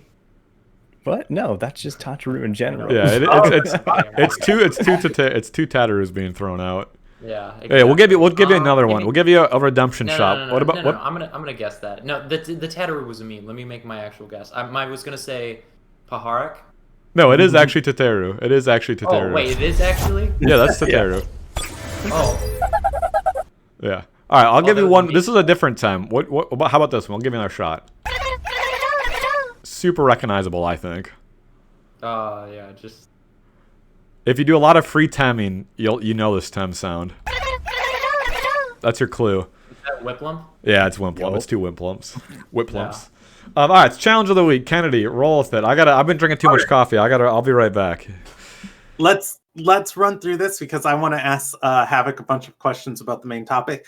The challenge of the week last week was to breed a Tim with a specific egg move and make a strategy around it. The Tim that I chose was Valash, and I bred Ninja Jutsu onto it.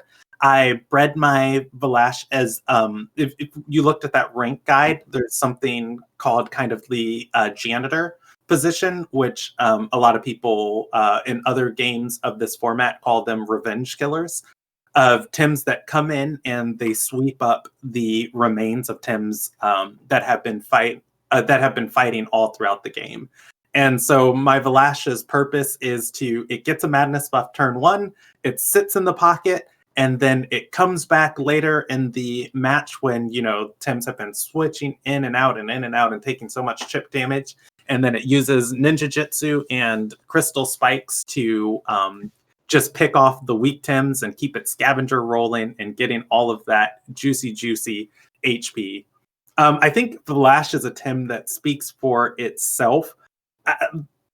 This wasn't much of a challenge as far as getting a win with this team. It was a challenge in trying to do it within a week. So breeding a Tim, TV training, breeding a perfect Tim from scratch, TV training, and putting it in a team and winning a game with it all within 1 week was like the real challenge for me.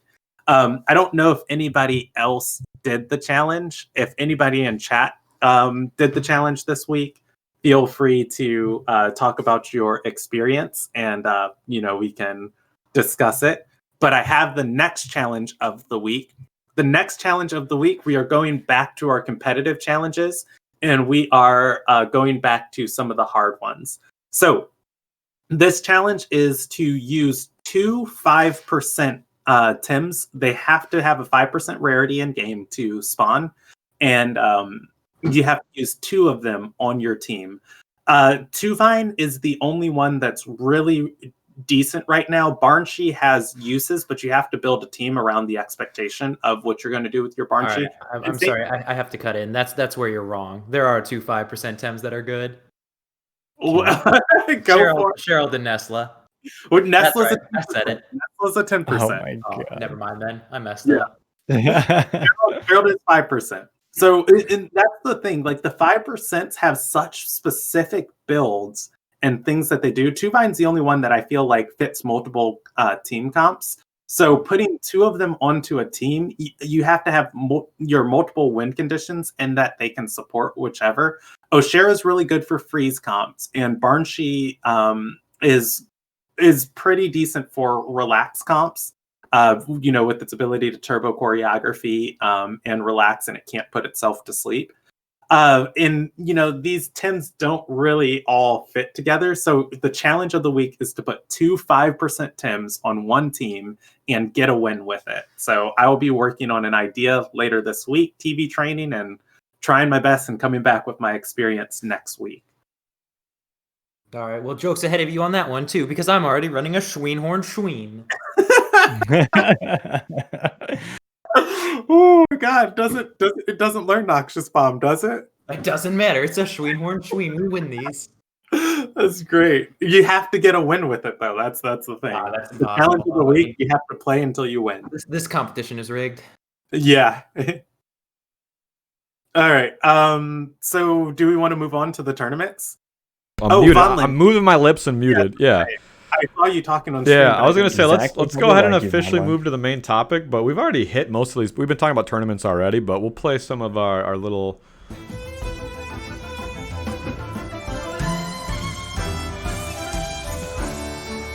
Get that hype violin music for Kennedy. Is that Discord screen share audio?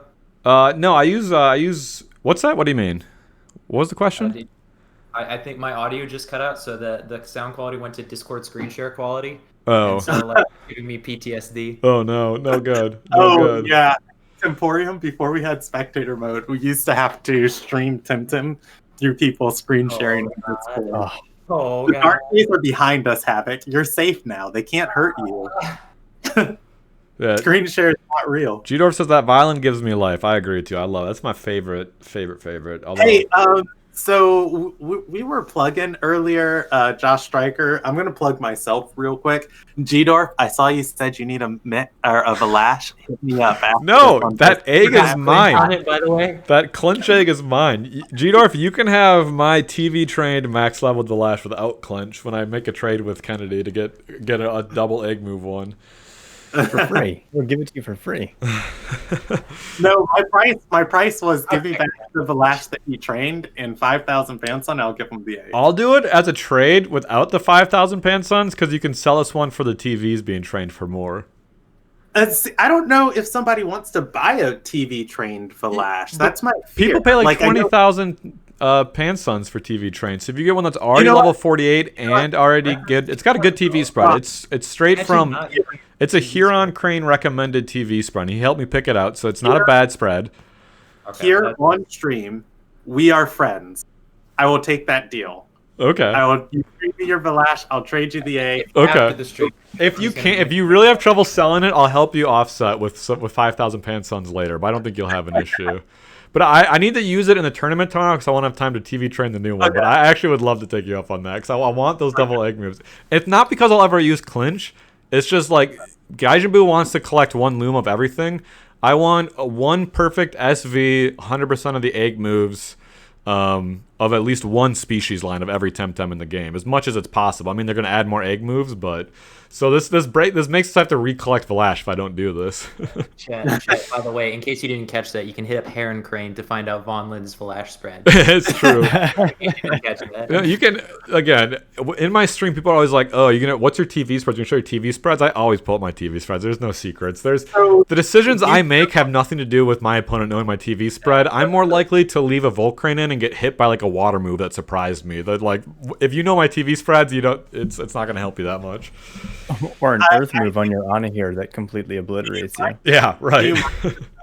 Your TV spreads, Von Lin? Because I have one question. You don't have to like discuss all of your TV spreads, but I feel like I can know your build because I might have the same Valash build as you. Yeah. Did you go 500 HP or did you go 500 special attack? We'll pull it up right now. There's no.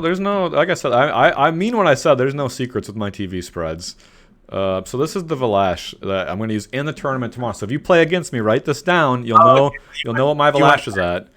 Okay. So I'm at the 61 stamina breakpoint. I just learned about that like 2 weeks ago, and then very high in special attack, a little bit of speed. Again, this was a recommendation to get to 112 or 113, and then basically a pick between HP and special attack, and I went heavier on the special attack. And here it is with only one egg move, Trash Valash. Trash Valash? It's still a great Valash. No, it's a great Valash. It's a great Valash. What moves are you running on your Valash? Hold on, let's go back there. Yeah, I saw Rend instead of Ninja Jutsu. Are we? Let's. The main topic is supposed to be about tournaments in general. Is it just going to be preparing Von Lin for the World Cup by making changes? Yeah. So here's what we got. Let's make a quick summary. Do you think I should make any changes? And I want to look at Kinu quick. I don't want to make the segment about this, but why we're talking about it. So the reason why I say Ninja Jutsu, Valash has such a high... Look at your attack on Valash. It's 94. That's a really good base attack for no investment. I don't like that, but Madness buff doesn't benefit from it. Yeah, the thing is, look at how fast Ninja Jutsu goes. Right. So there are moments when you might overexert a Tim to kill off something before it can attack. Like I do it all the time with my aerobic Volarin, where it's just like, yeah, I'll hyperkinetic down to 9 HP to kill that, and then I'll swap out my Volarin, and I'll bring my Volarin back Havoc, in. What's your take on this? You vote for the Ninja over the Rend? Get a last ditch move off in these situations. let me ask you this: what situation do you ever click the rend button? So I actually ran Ninja originally, and then my stream on Wednesday told me to switch it for Rend because their theory was when you know someone's gonna switch into someone that can tank a crystal hit him with the Rend. When you know they're not gonna stay on the field, use that Rend. That was the idea, anyways. Yeah, that's a decent strategy too. But I'm with you. I like Ninja because I think it's easier to use. It's just when I want to outspeed someone, use. Oh, the other argument was Crystal Dust gets the same priority if I have a Wintem, and I have Gazuma and Volarin. So I kind of already have my high speed priority move with Crystal Dust. That was the other argument, but that's fair. I can see that. I guess it's for the purpose of like what Valash serves on your team. For audio listeners, I'm running Crystal Spikes, Crystal Dust, Madness Buff, and either Rend or Ninjutsu. That's what we're talking about right now for audio only people. When I think about things that can tank Crystal Spike hit, like most of the time you're talking about anaerobic Volarin. Occasionally there's going to be a Volcrane, but Volcrane has so many other things it has to play around that generally like you can call a Volcrane swap when it's coming. In so much that you don't need to rent Volcrane in order to handle it. Like there's so many other ways to get rid of Volcrane. I want to look at my Gazuma quick. Havoc, you in agreement? Run Ninja instead. I mean, I'm not an expert, but I just see more opportunities to click Ninja Jitsu than to click Ren. Not that there's never an opportunity, but I think that you'll click the Ren button more than you click the Ninja Jitsu. All right. So here's the Mega Gazuma, or no, not Gazuma. Kinu's the one I wanted to look at. So actually, Kinu, I'm really struggling to figure out pick my 4 moves. So I'm gonna reveal another TV spread to everyone. So I have no chance tomorrow. But let's see the build. So here's the thing, controversial. I don't have Revitalize, and I need to put it back on here. But I want to run Sacrifice. I really like Hypno. I don't know. For the audio listeners, I got Beta Burst, Hypno, Sacrifice, and Turbo. It used to be Revitalize instead of Hypno, but then I really liked Hypno. So I moved it off for Sacrifice, and I can't finalize in the moveset. Kinu's got so many good moves. And let's look at your team. You want to look at the whole team? Yeah, because I don't feel like you need Turbo. Yeah, Pig and Gazuma already have Turbo. You're right. You're right there. If I was in your shoes, I'd consider dropping Turbo for Revitalize. But here's a crazy thing, because you do have 4 wind types on your team, so you're always going to have 2 winds that pretty much get onto your team, unless you're in the weird situation where you pick Gazuma, or where you pick for some reason you don't pick Volarin or pick a pack and you choose like Gazuma. But anyways, why the risky thing I would say, consider dropping Beta Burst. Ooh, no, you're crazy. I also, if you're gonna run Sac, see the thing is you don't have as much wind synergy to Turbo with. I don't know, if you run, I don't know. Since you have less synergy, you could consider that. If you had more synergy, I'd say you keep Turbo and actually drop Burst if you're really just going to sack and just be a Turbo and Revitalize bot. Yeah. I don't know. Interesting. The problem the thing is, how do I deal with the Terus and Skunks, without Beta? What's your cat's name? Yeah, you Bella. You just kill them. You kill them, although... Listen, anyways, I don't want to spend too much time, as I didn't want to turn this into the Andrews team comping center, so the rest of the segment... I appreciate the advice, though. Thank you. No, the rest of the segment, we want to talk a little about, and we're over time. I'm just accepting that fate. I don't think I'm ever going to keep us to time. I think 2 hours might be our new limit. But with that said, in the last 10 minutes or so, stuff that we haven't talked about, Havoc, what it's like organizing tournaments, running tournaments, and more importantly for anything, just tips for players joining tournaments or getting ready for them. I mean, that's kind of what our main topic was. We splashed it through. We already talked about the World Cup a lot, so I don't know. What else haven't we covered that maybe we want to talk about between the 4 of us?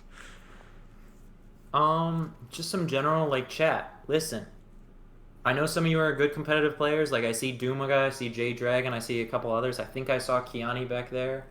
So there's some really good Garzi. There's a couple comp players in the chat, so I appreciate you guys showing up and hanging out. And once again, I hope to see you guys in the tournament tomorrow. And for the rest of you chat that maybe you don't have as much competitive experience, sign up. give it a shot. Even if your Tems aren't perfect, maybe you get some good experience out of it. You never know.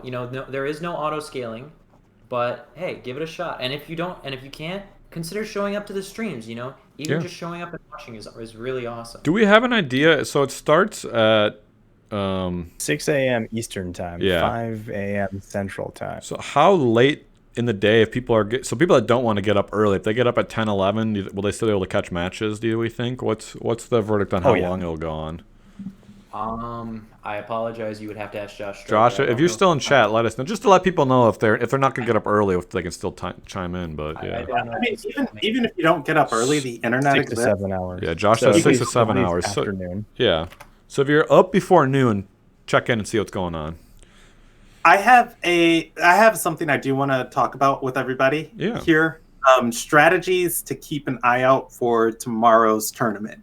This is probably there will be the Genki Cup, but the Genki Cup and this, it's probably the last two major tournaments we're going to have of this meta before Kisiwa comes out, of like big events being put on.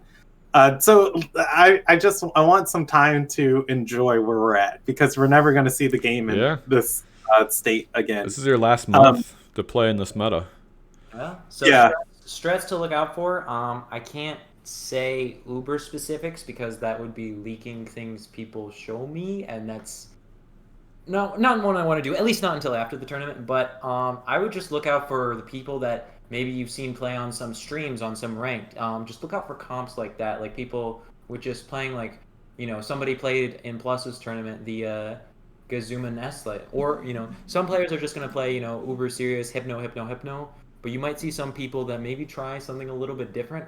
Sadly, I'm sorry I can't give names because that would break people's trust, but I would like to state, I will be helping cast, but I have no idea what anybody is running as far as like officially. Except for Von. So everyone knows exactly what I'm running down to items now. Except for Von. I know what Vonlin's doing.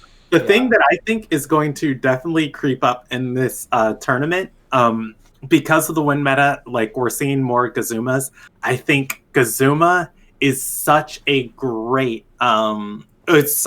support, especially when it's built defensively, that it's really underrated. It's got that cage. And one of the fears of Gazuma, Mastion, and Mushuk is that they can all run cage, and clicking cage isn't what makes cage great. The threat that your opponent has cage is what makes cage good. Like, people playing around with the expectation of just like, do they have cage? And then it forces your opponent into bad positions of just like, okay, I have to fight this turn on the presumption I'm going to get cage. And then obviously, there's just such great mind games that go back with that.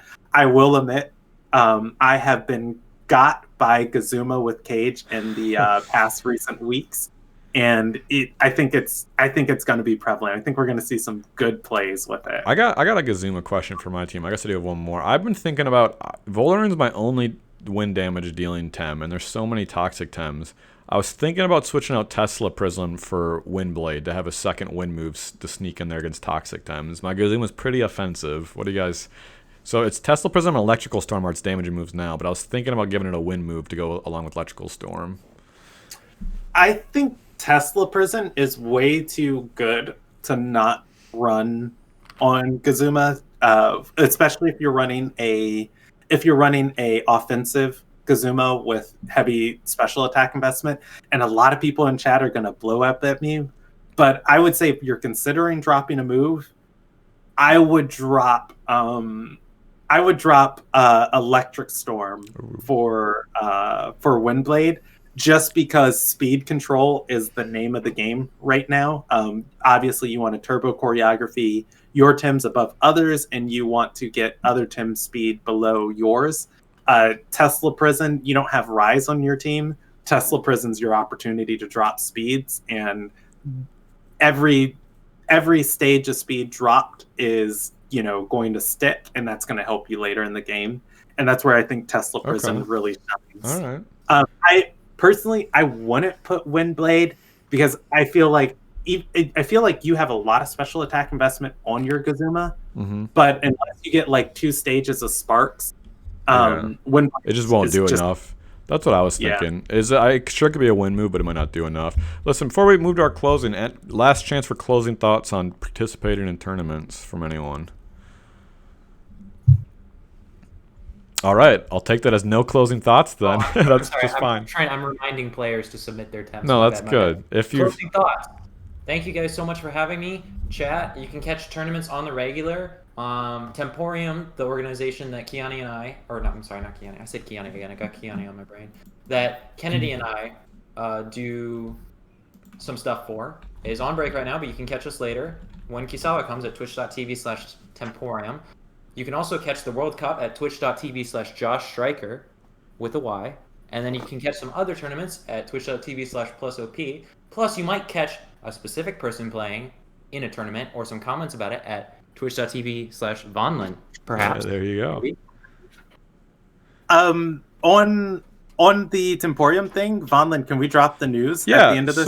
So we'll go fish into the closing. So I want to let everyone know we're partnering up with Temporium. TemTalk and Temporium are going to partner up. Between now and at least when Kisiwa drops, we're actually going to host TemTalk on Temporium GG's channel to work together with them. So next weekend and moving forward, for the at least 3 to 6 weeks, we'll see. You'll find us on Temporium GG. So when you come to Twitch 11 a.m. Central Time, that's when we're live. Check out Temporium GG. Maybe, just maybe, we won't have the technical setup ready by next weekend. So if you check twitch.tv/Vonlin or twitch.tv/Temporium GG, you'll find us. We'll be in one of the 2 places.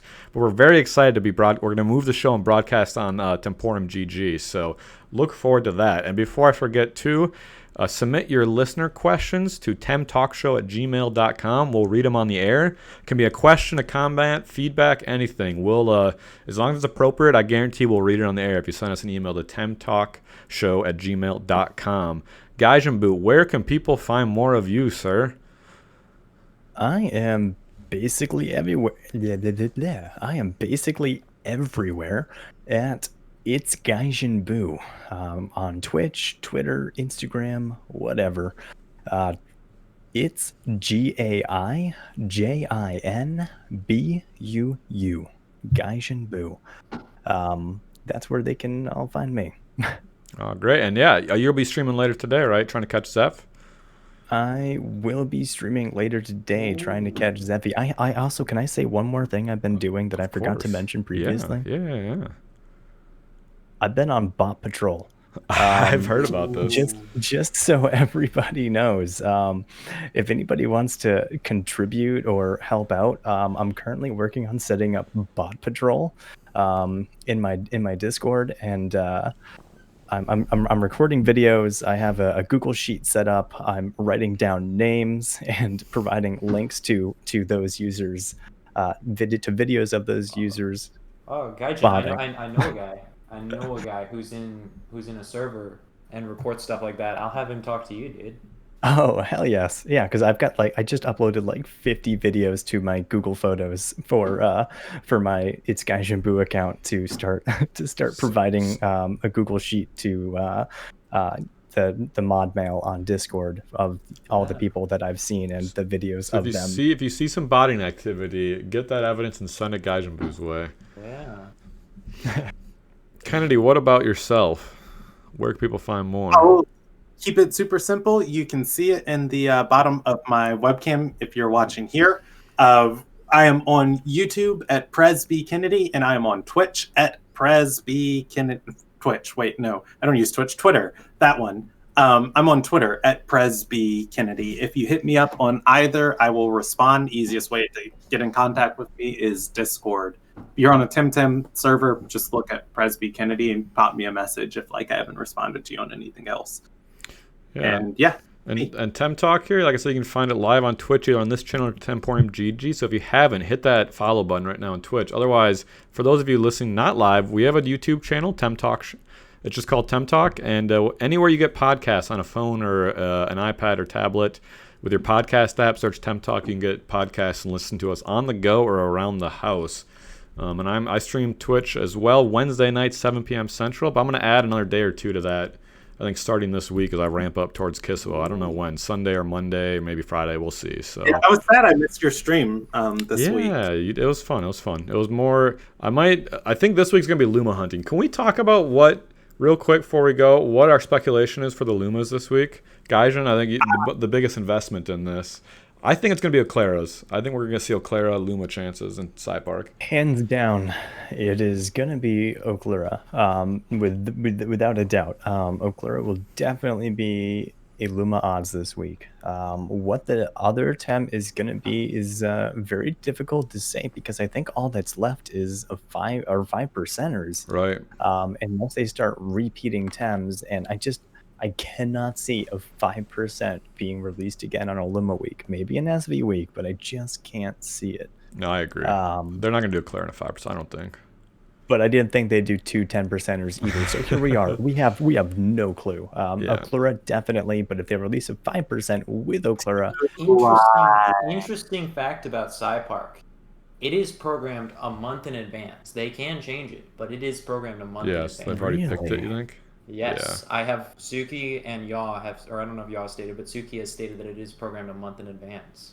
Yeah, so damn. I want a Luma Clara real bad. So this Wednesday, I'll be Luma hunting instead of doing comp battle. I'll be taking a break after winning the Josh Striker World Cup this tomorrow. I'll there probably is the confidence. You love to see it. Yeah. Just in all your. That's what chat kept telling me Wednesdays. I was like all down and frustrated, and they're just like, you just gotta believe. You just gotta believe. I kept getting this pep talk from the chat. So yeah, so I'm believing. All right, I think that's good luck to you. Thanks. That's a good way to put it. All right, let's wrap it up. Let's get out of here. I'm gonna play our outro music here, and stay tuned if you're live. We'll do a post show after the fact. For those of you that don't watch live, little secret, we do a little bit of extra content after the show on Twitch that only those watching live get to see. So, wow. But that is gonna do it for us this week. Thank you, everyone. Next week we're hoping to have a consultant from Crema on, so look forward to that. Thank you, everyone. Until next time.